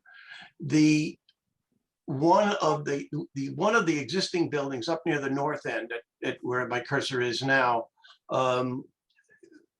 was going to be a maintenance building. It's now going to be rehabbed and be one of the 25 lots. So we've eliminated a building out of that. There's still 25 homes, but there's one less building. Rick talked about the corridor. We have maintained the corridor on the east side of the lake. We've increased the corridor on the west side of the lake. On the before EIS, you can see 2 houses where the cursor is now. If you go over here, you see those two houses are gone. So the corridor is more consistent throughout. It gives access across the lake. It gives access south of the lake. The houses have been moved to make that happen. Rick told you about some reduction in the cut and fill, and that's really reduced a lot to the maintenance of the road. For instance, the cul-de-sac that went, I'll go back to the first drawing, the cul-de-sac that went around the lake to the counterclockwise from the north is somewhat shorter because we don't have to reach as far. The cul-de-sac at the end of the main road is considerably shorter because because we don't have to reach as far. So that makes it a little more compact. There's a cul-de-sac that went up the spine on the east side of the historic road, and you'll see it's quite long on the before project. You'll remember where this is, Mr. Zuckerman, particularly because this is where you couldn't keep up with me going over the rocks. And if you go over to the east side, that traveled way has been shortened. The road has been quite a bit shortened, just by guessing, to about 1/5 of its original length. But there is a driveway that extends into two houses, so it's reduced by at least half. So there's a lot less road. Counterclockwise, construction materials. The road coming in is essentially the same. The spine road is essentially the same, except that it's shorter. The parking area and the paddocks, etc., associated with the Equestrian Center are gone. There are houses in its place, but it ends up with less pavement down in this area. So we've eliminated the horses, we eliminated the pavement, or not eliminated the pavement, we've reduced the pavement significantly, and we've been able to regrade and change the road so that we have less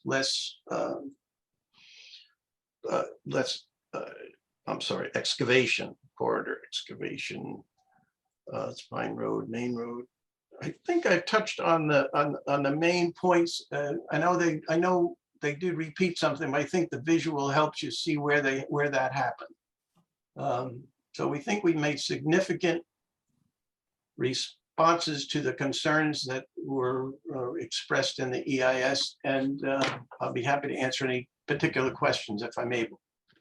So Ron and Steve, in turn, can you please remind the board the exact sequence of where we are, meaning what has to come next? E.g., we have to accept a completed FEIS, and then we have to debate and discuss the creation of a finding statement, and then we have to determine what we want to do with the project. Can you just validate or invalidate that sequence, please? That's absolutely right. Yeah, the FEIS is supposed to be accepted, if it's informed to be accepted, within 45 days after closing the public hearing. After the FEIS is accepted by the board, there's a 10-day comment period, cooling off period, whatever you want to call it, where no action can be taken.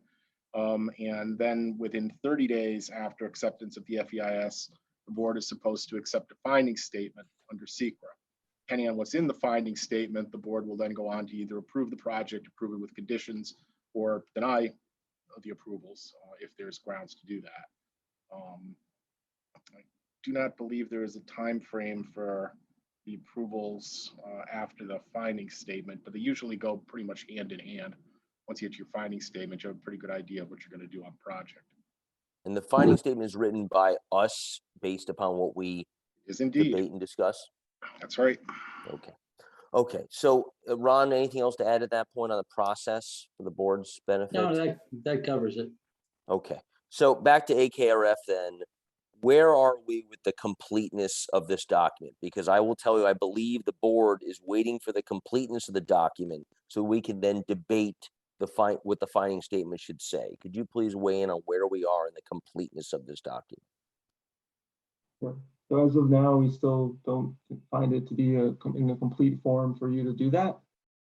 We would definitely request that the applicant take a look line by line at some of these voice concerns that we had to clean it up.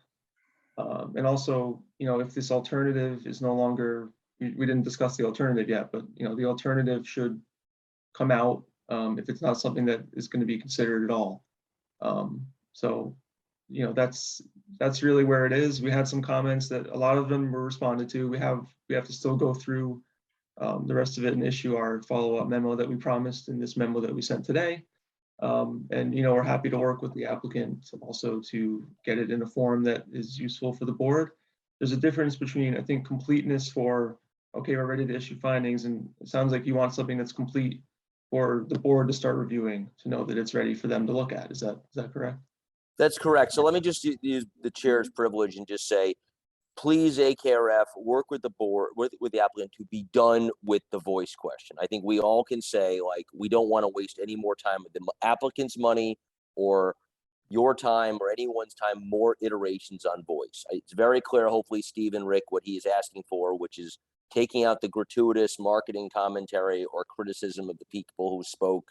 I understand it's a lot to write. I know we've been around this for a long time. Let's just make it as neutral as we can, and let's be done with it so we don't keep discussing that. We are with you 1000%. And if I may, if I could interject just for one moment, and that's this. And I've been involved in a lot of large projects, and the review is very difficult because there's so much materials to be reviewed and commented upon. Two things that I want to point out. One, as far as the alternative access is concerned, that was merely put out to the board. Well, can we just take that second, Rick? Hold on. I'm talking to the voice. I'm going to come to the road second. So let's just finish the voice piece, and then we'll come to the road. Terrific. Okay, that's fine. Anything else on the voice piece? Yes. This is what I want to get there too. And here's the issue. Okay, with all due respect, the problem we're having. And we understand, Aaron and Chris, there's a lot of materials to review. But for example, the memo we got today at noon talks about new comments on voice. These are new comments that they're making, pointing out, rightfully so, because that's their role, that there are issues with that. These new comments are from the document that was submitted in July. And the problem we're having is that it's death by 1,000 cuts. When we get the comments, what we need to do is we have responded to what we've received. What I'm suggesting to expedite this process, and I think it would work. It's worked in the past, and I've done this with AKRF on other projects. One of the things we could do is this. Once we know, and we now have this document today, once we can sit down, go through this document, and just resolve it. And we can do this in a meeting on a Zoom. Rick, so approved. There's been, I don't know of anybody who said, please don't meet. I don't know anyone who said don't meet. So all right, if you guys have individually said we can't meet because the board hasn't approved it, so approved. So just meet and let's not fool around with this language topic, the voice topic. We don't want to hear about it anymore. We just want it neutral. Let's go to the second one. Let's go to the second one. All right, so if I may, just to propose how we do that. We're willing to, and we're prepared. We spoke internally amongst ourselves. We would like to sit down respectfully with AKRF in their office or a Zoom or whatever, and do it. Do it next week. We'll do it next week. I've already so approved. I don't need a voice vote on this. Just go do the meet. You two work it out and get done with the voice issue. And let's talk about the substantive topic on the secondary road. I will make a comment and turn over to my fellow board members. As my recollection in 2018, God, was it 3 years ago? I don't recall access to Route 9 being a topic we discussed, with the exception of the trailers for the horses, because of the turning in. There are no trailers for horses. Ergo, Route 9 does not seem to be an environmental issue at this point. I'll turn it over to my fellow board members if they recall a debate or discussion or relevance at this point for anything other than access via Route 9. Any comments, board members? Kim, go ahead, please. So what we were told was that as I recall, was that the access had to be approved by the town board. Something like that. That's what's in your document now, isn't it? That you've got what I have written down is that there's a petition to, that's on the M zone and the rezoning, I'm sorry. No, we didn't. It was all about the horse trailers. You know, the issue of access was all about the horse trailers. Well, the reason we only threw it out as an alternative because of the elimination of the equestrian center. We would much prefer, and I think if you take a look at Appendix I, that's in the FEIS, which is the letter from our traffic expert, James Canning from Kimley Horn. After his thorough analysis of it, his recommendation, and I can read it to you. He says, Rick, you don't need to read it to us because I don't think we ever asked you to do an alternative access is I guess the point. So okay, we eliminate it. We're done. We're done. Well, let me finish that polling. Does any other board members want the consideration of access via East Mountain Road North? Has that been any board? Heidi is shaking her head. Kim is shaking her head. Anybody else wants to? Peter is shaking his head. Does anyone would like them to consider that as a mitigation? Because it doesn't sound like much of a mitigation. Anybody? Laura? No. Dennis? No. Where's Neil? There's Neil. Neil, I always get the side profile on Neil. I feel like I see Neil's ear. There's Neil. Okay. So I have not heard any board member tonight say, please give us an alternative access from instead of Route 9. So I think back to Aaron's question, my direction would be that you strike. Dennis, wait, what does that say, Dennis? Sorry. Is that a sign for us?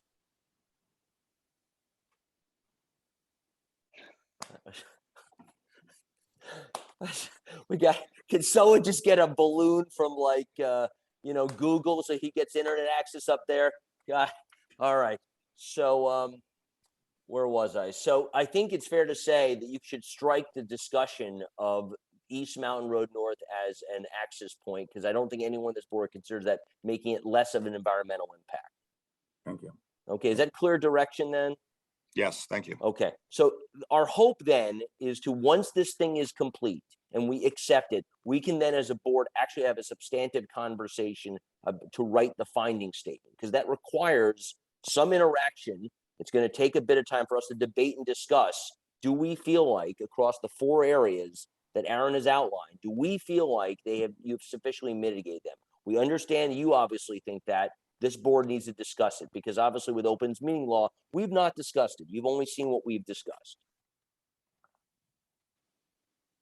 Are there any other topics board members would like to talk about related to what they've seen so far, even though we have not accepted the FEIS yet? Anything they've seen they'd like to discuss?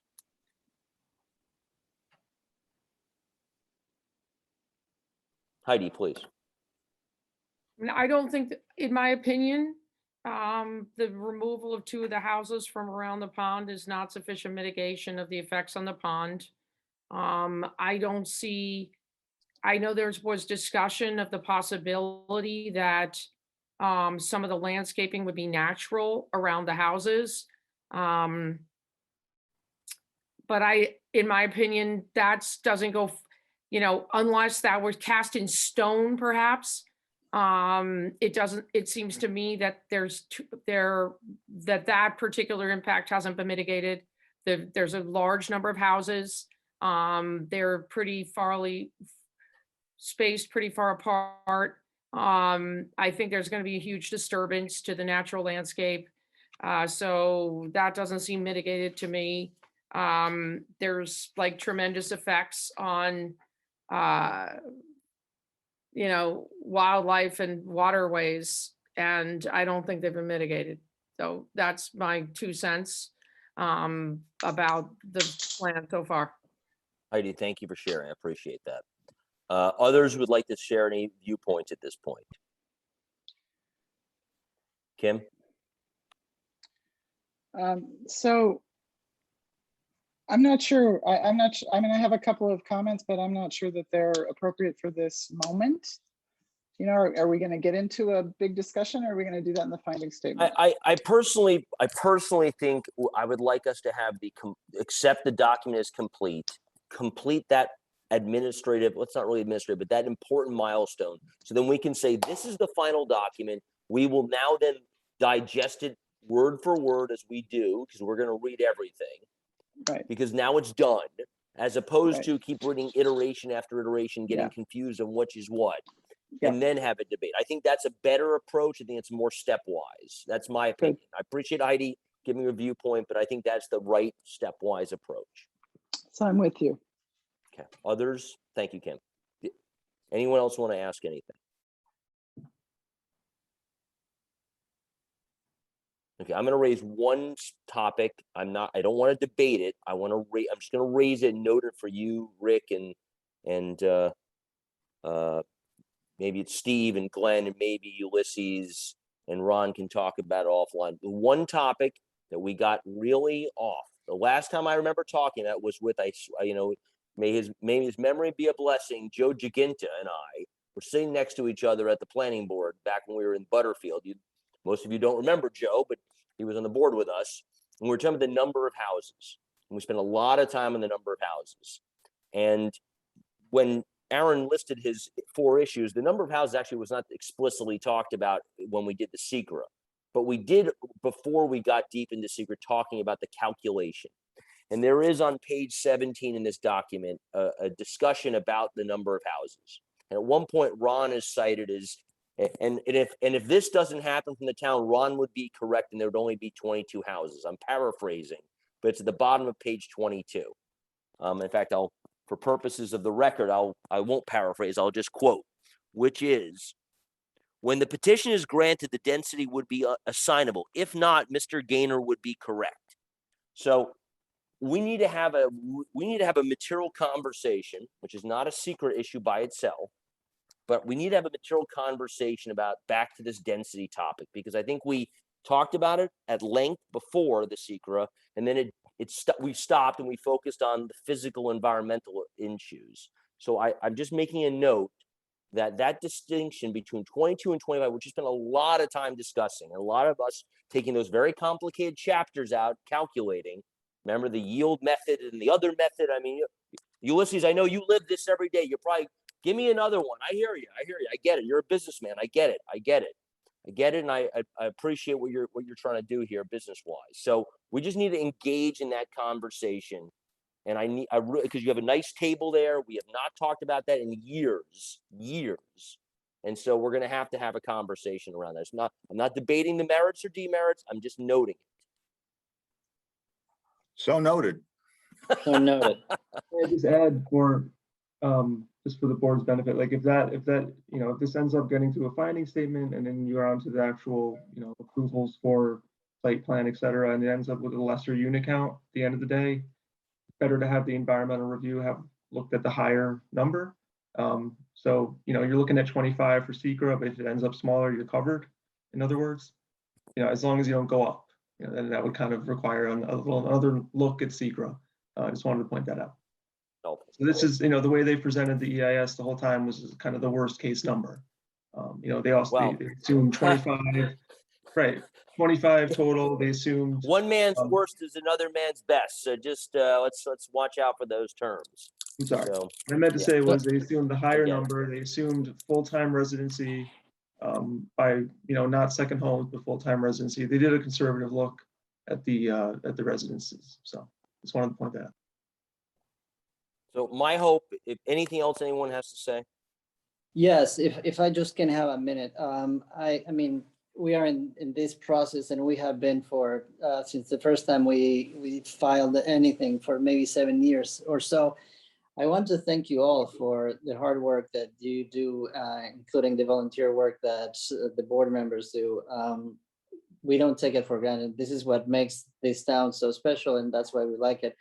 And I do think that when we come up with a project and a solution, it'll be the work of everybody in this Zoom room. Thank you. That's it. Yeah, I just want to address. Thank you for saying this. I just want to address something. This project came back to us in the last few months. 2 of the 7 board members weren't here when we did this, and it is hard. It is work for even the board members to recall the history behind it. So I just want to be. It's not like we've been after the pause deck. We've been pulling around.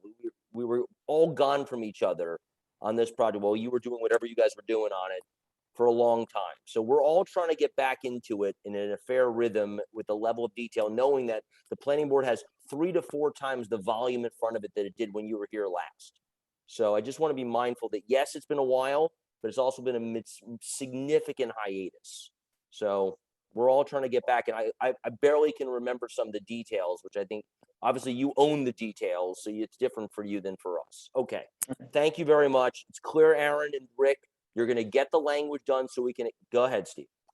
Sorry, one other thing, just a technical point. There should, if the applicant is willing, be an extension of time to adopt the FEIS, at least until the December meeting.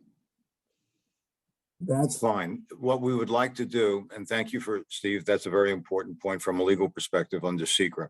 And we're prepared to do that, provided we can have the meeting, and we like to meet with Chris and Aaron. We're available next week, Monday. Meet. Stop.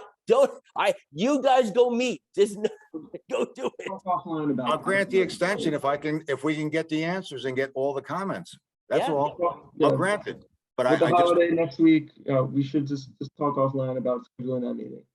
That's fine, but we Rick, really if you want want, if you want Aaron and Chris to commit to a date and time now, I'm fine to give you guys 2 minutes to pick a date and time right this second. If that would help you feel more comfortable, you guys pick a date and time right now, please. That would be terrific. Thank you very, very much. So I'll give 2 minutes. Board Members, if anyone needs to take a quick bio break, take a minute, go while these guys get their calendars out. Thank you, Heidi. Go ahead. Here's our thought, Chris and Aaron. We're hoping that perhaps what we could do is we could meet on sometime on Tuesday, the 23rd, and we come to your office or we do a Zoom, whatever would be convenient, and allot enough time so that we get all of your comments on the document that was submitted in July, as well as the changes that we've provided to you, and so that we're not in a perpetual situation where we're getting comments time and time going back, to a document that may have been submitted 4 or 5 months ago. That's all we want to do. And we think that we can accomplish this. And if we could sit down and do that, and then what we could do is we would hope that. Let's just focus. We're going to schedule it. I don't want to hear you're doing scheduling right now. While we try to get the rest of our business. Can you guys give them a date, please? Yes. No, I'm not asking you, Rick. I'm asking Chris and Aaron, please.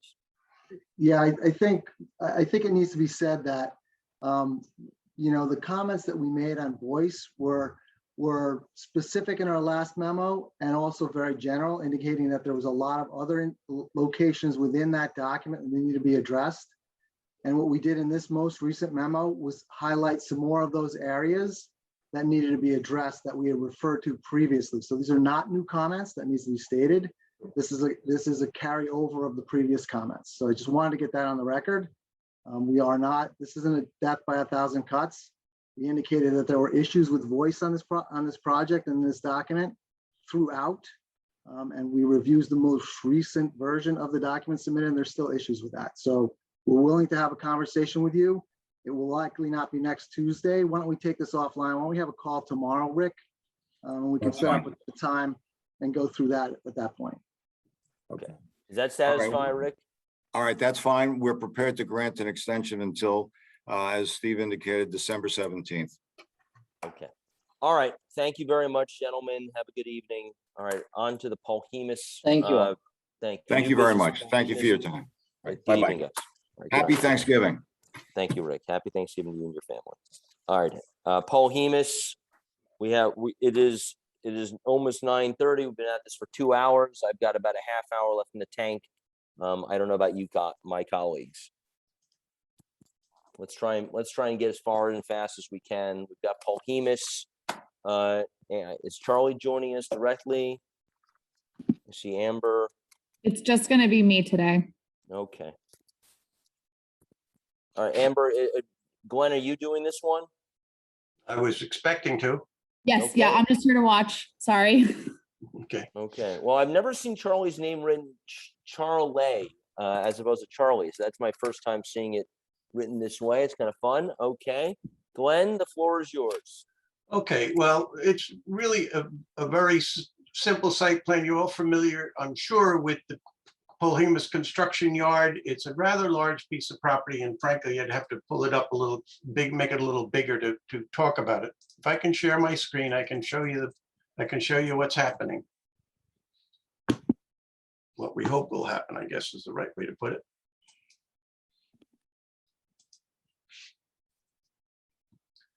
Okay, the Polhemus Construction Yard is on Route 9D, on the riverside of Route 9D, and it also has frontage on Manitou Station Road. So as you go down south towards the bridge, you pass the construction yard. On the right, you'll see that Charlie, over the last couple of years, has constructed a berm and some landscaping. So it's much less visible than it was in past years. There's a series of buildings that are used for various activities of the construction of Polhemus construction. There is a cell tower on the property up at the north end. There's a residence structure. There's a swimming pool. There's a barn, a horse barn, and there's I guess a paddock on the property. The application is simply to add a small building. I think it's 1,028 feet. Behind the barn, well off the road and well hidden from the property. There's existing driveway to the existing barn. There's an existing driveway around the back to the paddock. And so we're seeking approval to add a 28 by, I'm going to zoom in so I get the numbers right. So there's a proposal to construct a 40 by 28 garage behind the barn.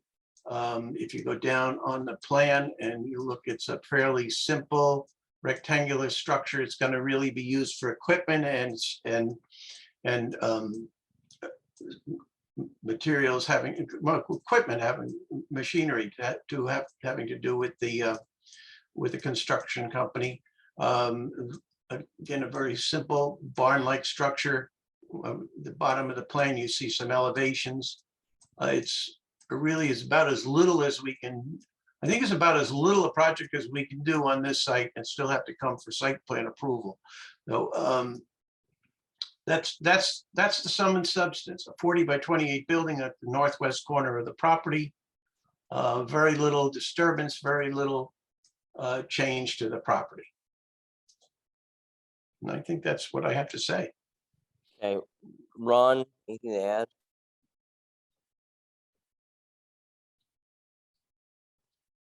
Ron, you're on mute. As the applicant describes, it's a very minor project, 1,100 square foot garage. It's in a secluded area of the site, still requires site plan approval, but in terms of the board procedures, it qualifies as a minor project given its minor size. That's determination or classification you can offer tonight.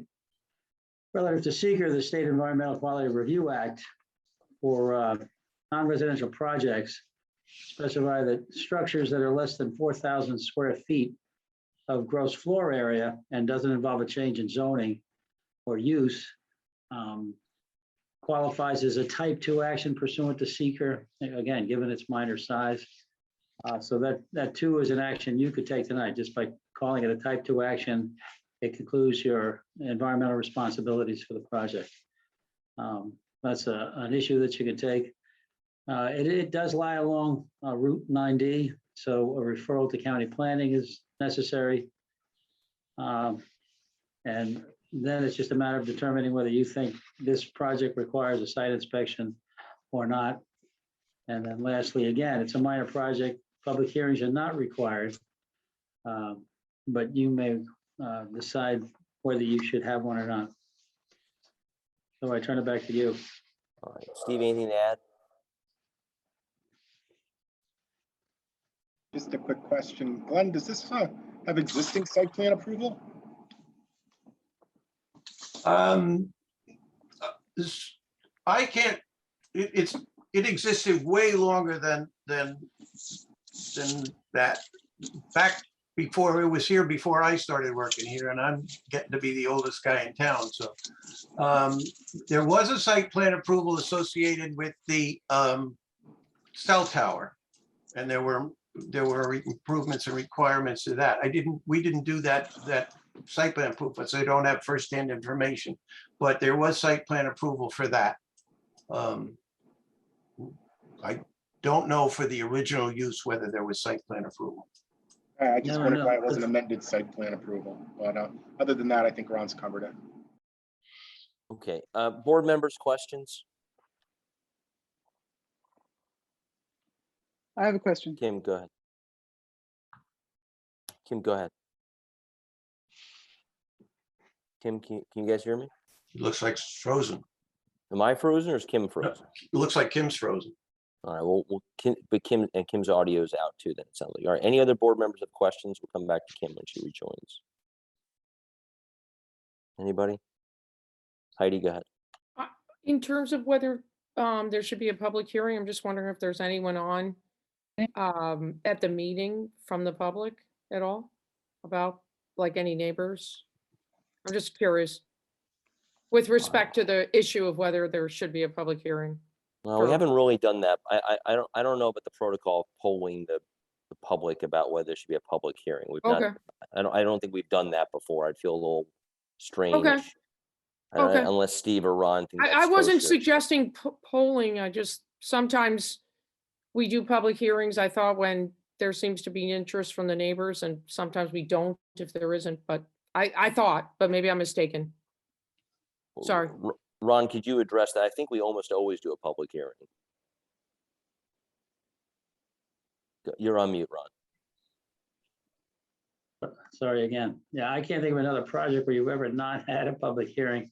No Okay, matter its I significance. apologize. Sorry. I don't But want to waste time. It's a good question, which I'll come back to that when I finish. Kim, we lost you technically. I So know, go ahead with your you question, guys all please. froze. So my question is, this is going to be visible from the property line is for the Manitou Point Preserve on the other side. So what I want to know is, are there any public trails there from which it can be seen? I don't know the answer to that, but I can find out. Okay, just so we do our due diligence on that. But even if there was, there's a sight line of the barn right there anyway, right? There, it's like, No, it's between the barn. The barn is between the garage and the Manitou Station Road. I'm talking about the north side. maybe Glenn, you could put the picture back up so I can. Oh, I have to share again. Sorry, thank you. Got it? Can you just clarify what Kim was referring to then? Manitou Point Preserve is the property to the north. Right. And to the west, it's the former Swinburne property, Mystery Point, some people know it as. Right.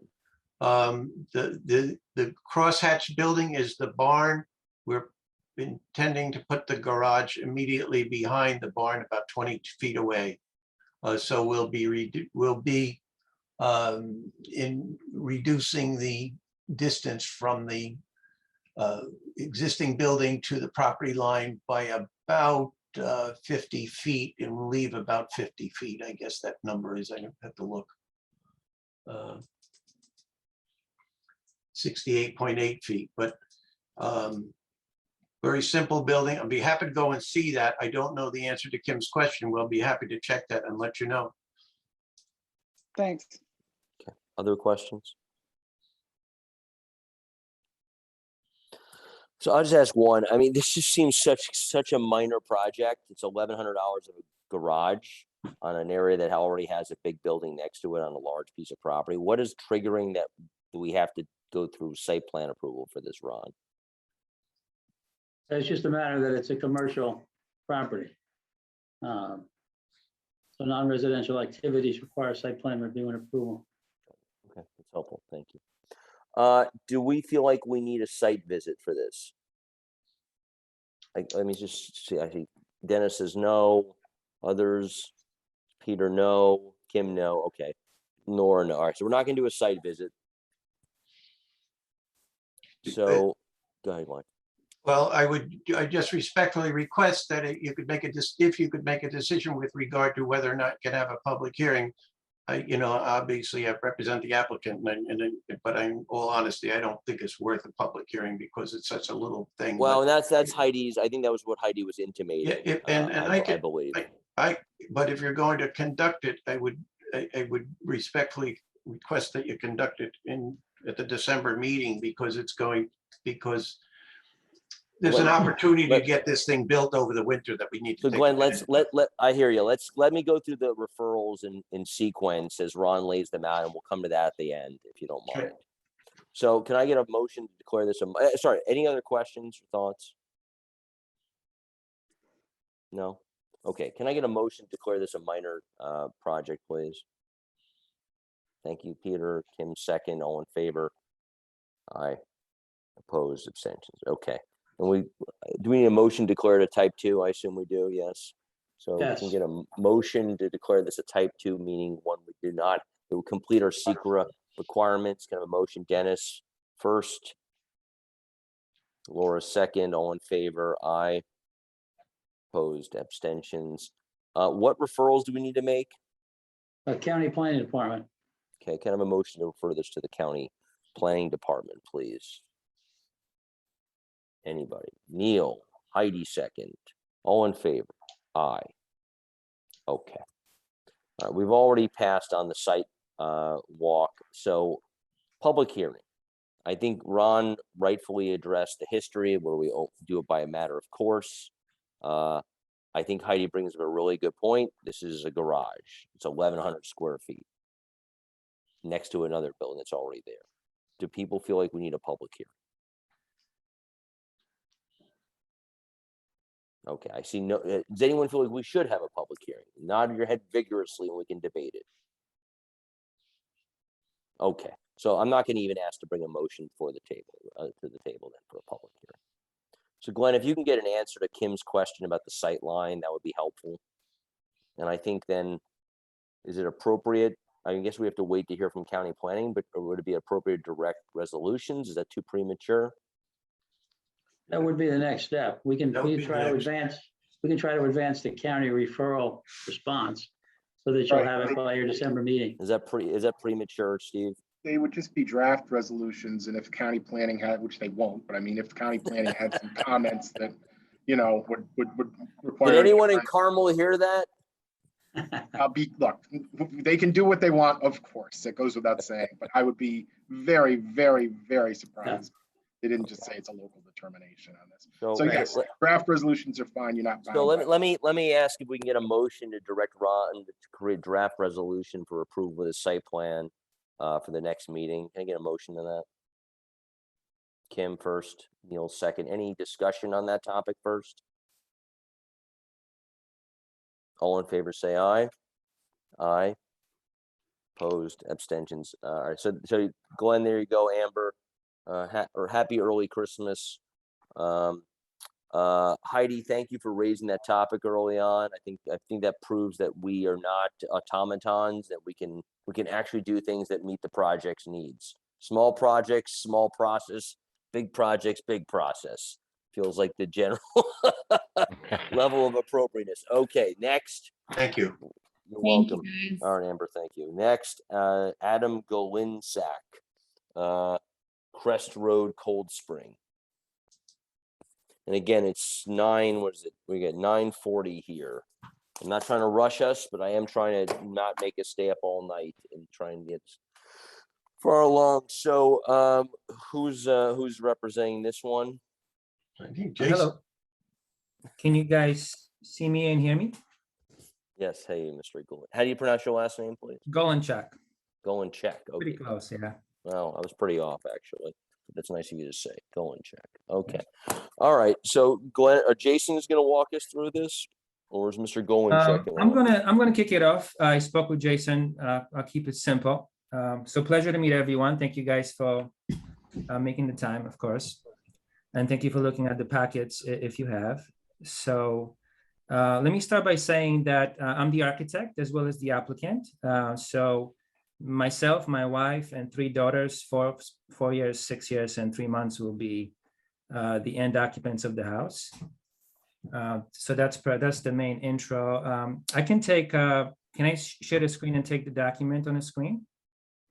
Yes.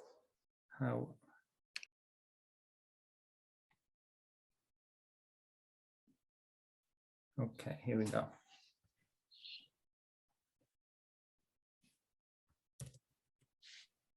So this is the location. So let me start with this. We are just below south of Interstate 84 and to the east of route number 9. And this is just for reference. That's obviously the Cold Spring Beacon. This is the blow up of this little area right there. So Eastern Mountain Road North is just somewhere here. If you can see my cursor. East Mountain Road South is somewhere here. Then there is Esselbone Road going down between them. And that's the private road from which we will be connecting to the site. And this outline here is our site. That's 12.1 acres of land. And approximately, I'll take you to the site plans. This is the location of the house, which is very central to the site. Okay. So this is the site plan of existing conditions that Jason prepared. I'm going to zoom in and just point out a couple of things here. Oh, sorry, just. Okay. All right. I'm having a hard time zooming in, so I'm just going to keep it at this scale. So this is the Crest Road here to the north of the site. The plan is oriented north, so there's a little bit of a tilt to the site. As you can see, we have outlined what is the yellow, the 20+%, 20% slopes, and then orange is 35+% slopes. And up here on the left side is an existing pond, which we are staying away from, so we will not be disturbing this area. There is an existing dirt road that kind of cuts across this corner of the site and then somewhat disappears towards the other property. The site kind of climbs up that way towards the mountain. There is a ridge line at this end of the property, just at very, very near tip of our property. That's the end of the ridge line. And some of the outcroppings obviously just kind of spill over to the corner of our property. But we are, as you will see on the next plan, we're pretty much staying away from anything there. So that's the existing site. There is a house somewhere in this location that is nearby. There is another house here. Currently, there is no house to the left of us. There's 2 more homes, somewhat visible at night, like a couple of lights in them maybe, but it's well distanced from the other properties nearby. This is the proposed site plan. So we are taking the advantage to enter the site. We're coming off the Crest Road, and we're pretty much taking the advantage of this. We're working with the existing slopes. This white area here that you can see, and that's where the road is cutting across to come into the site. And then we're going over to here to avoid the high slopes, working our way around the septic sewer system here. That's the location. And coming to pretty much, it's approximately central location of the site for the house position. So this is the main house in the center here. Let me try to zoom in a bit. Okay. This is the house, and I will discuss this in the elevation view. It has an overhang for car park below. So this area is a cantilever that's hovering in the air. This is the house that's actually touching the ground, the part of the footprint. Here is the proposed pool, open air, in-ground concrete pool. This is the drive. This little studio here, this is an art studio that we're also proposing, but we're very likely are not going to be building it this time around. So what we would like to do is, this is the water sewer, clean water. We'd like to pull a line, just basically provide services for the future, but not build the art shed yet. And as you can see, we are a good distance. I'm going to zoom out here a bit more. This site plan cuts that off. The previous was showing it, but we are well within or away from the required distance requirement from the ridge lines. That should be in good standing. You can see here by these dimensions, we are quite far away from the setbacks. Are actually these dashed lines. We are further than, we're good distances central to the site. The site is approximately 500 feet across, so there should be no issues with setbacks. So that's the site plan. Anything else here, Jason, that I need to point out? Oh, yes, this is a good one, right? I'm sorry, when we had an initial meeting with the building department and Ron, this is actually good to point out. You can see here in a dashed line, this was the original road that we were intending. And the issue was obviously that we were crossing across the high slopes. So we have reworked this to provide this solution, which stays away from the high slopes, 35-degree slopes. Sorry, Jason. Yeah, that's about it. And also the septic system, we got a few comments from the health department regarding the septics, but it was just revising some forms. So this layout, the general layout, the layout and the grading for the septic system has been reviewed, and it's pending approval with the health department. We should have it next week. Okay, I'm just going to say one more thing here. So it was one of the questions from Ron as well. This cloudy line here represents the area of disturbance. So we are disturbing approximately, according to this chart here, 6.5% of the land. And it kind of looks conservative. Of course, we'll make all the effort to make sure that the least disturbance, the better, of course, for our own purposes as well. We like to keep things as natural as possible. We are proposing greater than 1 acre of disturbance, so we'll need to file a general permit with the DEC. So that's why on the corner of the title block, this plan set will meet the requirements of a basic stormwater pollution prevention plan. Okay, and the house, just a little bit about the house. It's oriented to the left is the Hudson Valley corridor, and that's the orientation. The angle of the house, it's going to be a net zero or net positive house. We're orienting 22 degrees off west for a very good solar gain across the winter.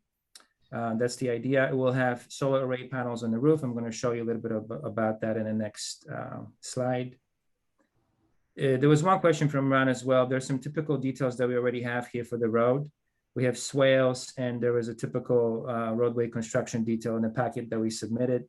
I believe Jason said these drawings are about 85 to 90%. There's still a little bit to be done, but we hope that some of the comments that Ron had are already beginning to be addressed.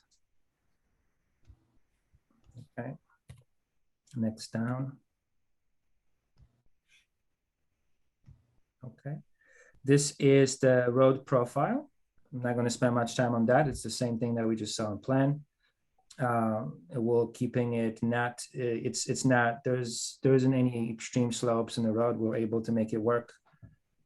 If everyone is happy with Ron and the family for that. This, I don't need to spend too much time on. It basically talks about this idea that here is the house, here's the shed, here is the ridge line and the outcroppings that are spilling over.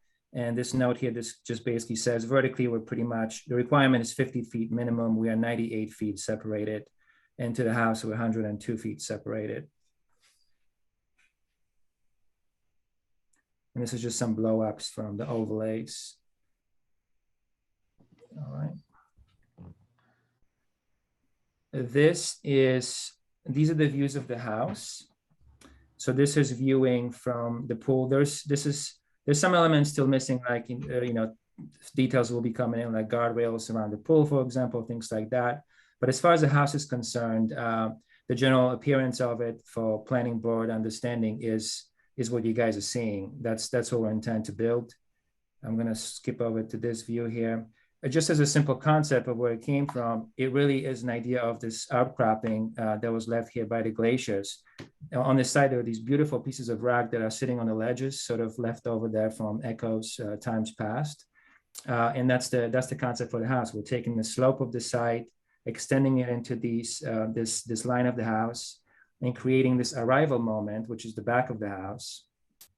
And then what you see is here you see as a double height glass space, that's That's the view towards the Hudson River. The solar panels on the roof are not shown, but it will be very low. It will basically be with the angle of the roof, very low flash profile as much as possible that we will be able to find within the system. So this is the same view here. And one of the comments that Greg brought up during a meeting, there was this question about, he just wanted to, basically I was making a point that the building, when it touches the ground, which is what I consider a footprint, is at 270 gross square feet. But Greg believes that really we should consider also the extension of a cantilever. And so here we are defining for your understanding what that is. So in total with that, it will be a 3,000 and change, 3,500 square feet. One other thing to point out is this cantilever here. So underneath we have the arrival of the cars. On top, there was a little deck there. And so it houses the mechanical units, and it's got a little bit of sort of like a tea space, sit down space, and maybe a tiny garden. All right. Anything else?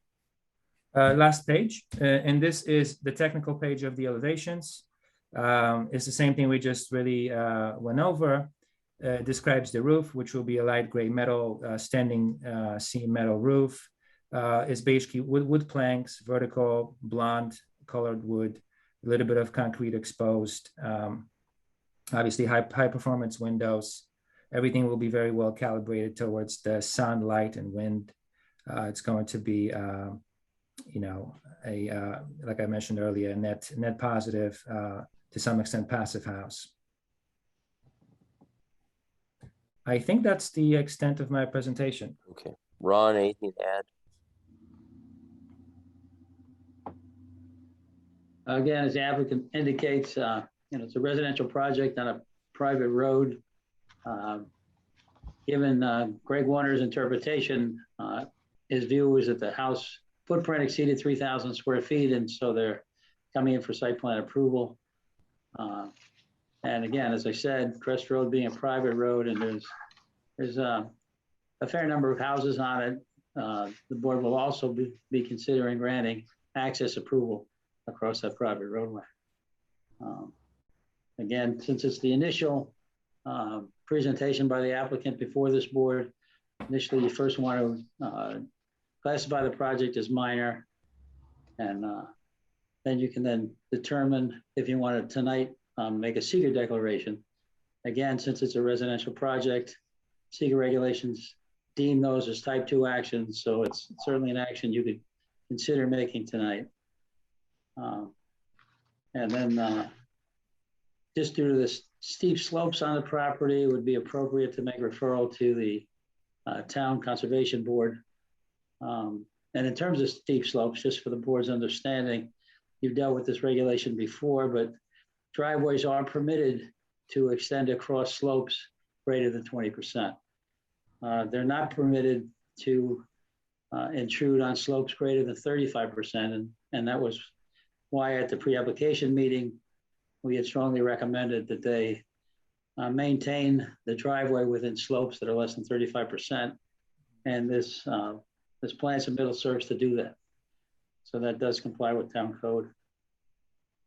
And then lastly, you can consider whether you wish to make a site inspection of the property to understand its setting and whether there's any visual concerns that you want to mitigate as part of the board's review.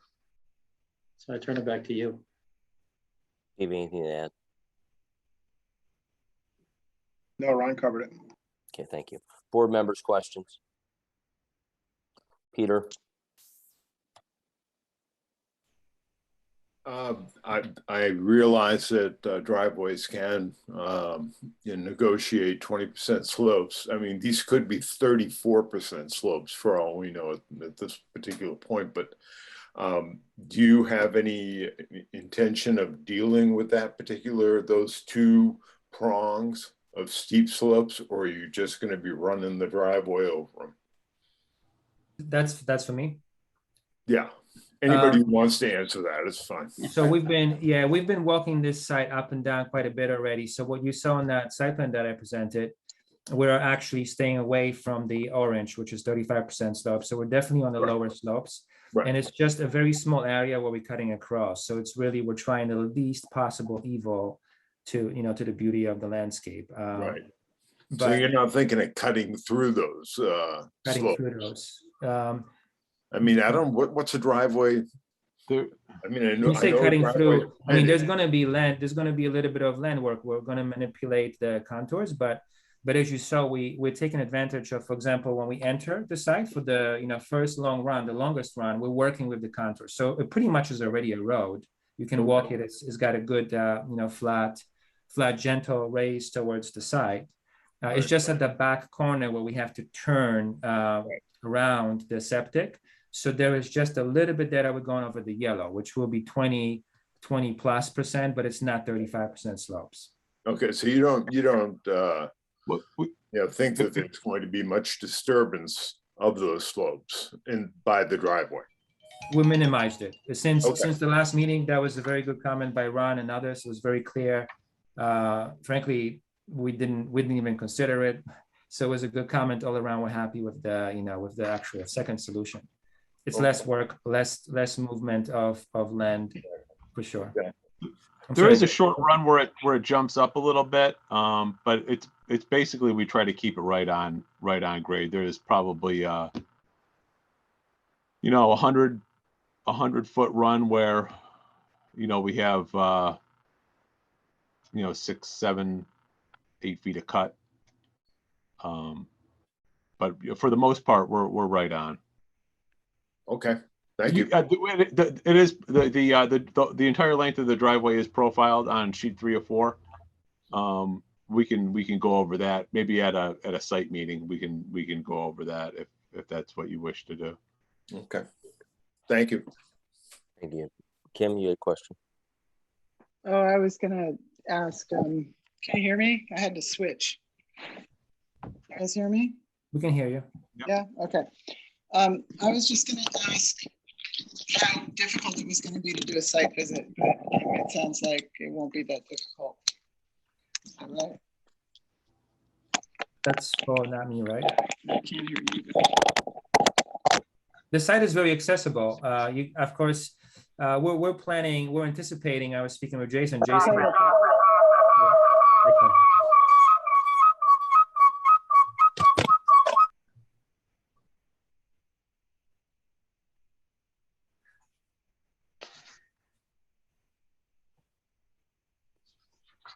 Can you guys hear me? We can't hear you, Kim. Yeah.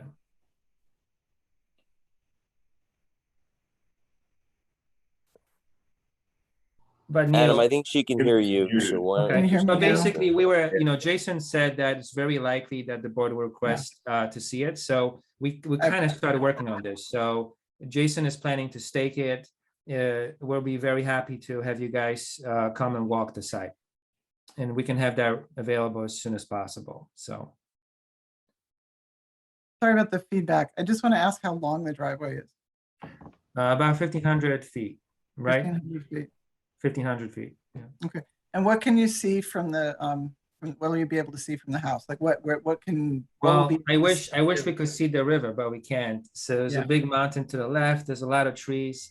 So like I said, I actually camped there during the night, overnight, and you can barely see. I can see 3 half windows, like in the 3 different directions. So it's very private. The way we put the house in is in the center, so it's ideal. It's away from the property lines, equally away from all the neighbors, and we're looking for privacy as well, away from the road. Yeah. Because our concern will be what you can see from the ridge line opposite Beacon Ring. Oh, you can't see the ridge line. It's a little bit of a forest going up. So if you were to stand where the house is, you don't know unless we pointed you wouldn't know which way is the ridge line. You can't really see the homes. You can see the little bit of lights at night. That's when you can see that there's someone else around. I mean toward the Beacon Ring. I mean toward the river. Towards the beacon. Because if someone's hiking at the top there, you can see the Beacon Mountain. Yeah, you can see the Beacon Mountain from where the house would be. You could see a little bit of the top. Yeah. Okay. Thanks. Yeah. Well, any more other questions? No. Okay. We've got some administrative steps. Can I get a motion to declare this project a minor site plan, please? Kim first. Peter second. Thank you very much. Okay, all in favor, say aye. Okay, opposed, abstentions, okay. And type 2, let's declare this a type 2 action, concluding our SEQRA requirements. May I have a motion on that, please? Kim first, Neil second. All in favor, say aye. Aye. The 2 referrals, one, let's start with a referral to county planning, please. Kim first. Kim's always first. I love that. That's why she's the first vice chair. So good. Peter second. All right. All in favor, say aye. Aye. Conservation Board, like a referral there as well, given the steep slopes. Referral, please. Neil first. Peter second. All in favor, say aye. Aye. Opposed. Abstentions. We certainly need a site visit, given the driveway and the slopes. I think that's valuable. Also want to see the site of where this Back to the Future modern house. I'm very excited to see it. I feel like it's that Woody Allen house from Sleeper. It's got I like haven't this, seen like, that. of course you've seen it. Well, you don't need to see the movie. You know the house. Come on, everyone Okay. knows what I'm talking about. You see it on I-70 in Denver. All right. So no, it's cool. It's cool. All right. So can I have a motion for a site plan visit? Kim, Heidi second. Okay, date, Cheryl. Do you want to Same do? date. Let's do 10. Let's do you want 10:30 in the same date. Okay, all in favor, say aye. Aye. Opposed, abstentions. And then, Ron, what is this? Waivers from the plat information? No.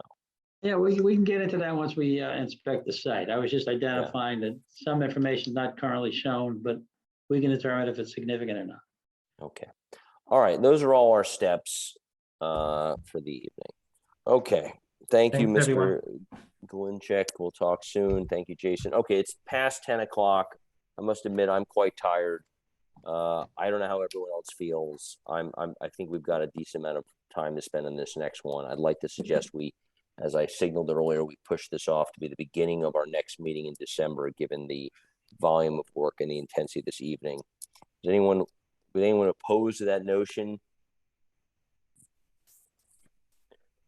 I'm sorry to say it, Mr. Sadlon, but this group of volunteers is getting pretty exhausted at this point. I'd like to give you a clear ear, but I for one at least am going to be very hard pressed to pay attention, and Benedict Arnold deserves your attention. I understand and respect that position. We'll sit tight. Thank you. Right. Mr. Sadlon, you will be first up when we meet in December. I promise you. You'll be the first agenda item, okay? Thank you. Appreciate it. Thank you. Thank you for your understanding, sir. Okay. With that, I'm going to ask for a motion to, actually, let me just restate one thing. We are meeting on November 30th, I believe, Tuesday. Cheryl, 7 or 7:30? 7. 7. Okay. We'll continue the Shakespeare Festival EF Part 3 review. I believe we're starting with the traffic chapter at that point. So I'll see you all then. Happy Thanksgiving. Yep. Happy Thanksgiving, everybody. Appreciate everyone's effort. Please. Good night, everyone. All right. Take care. Thank you. Okay. Someone's emotioning. All right. Good night, all. Thank you very Good much. night. And good evening. Thank you.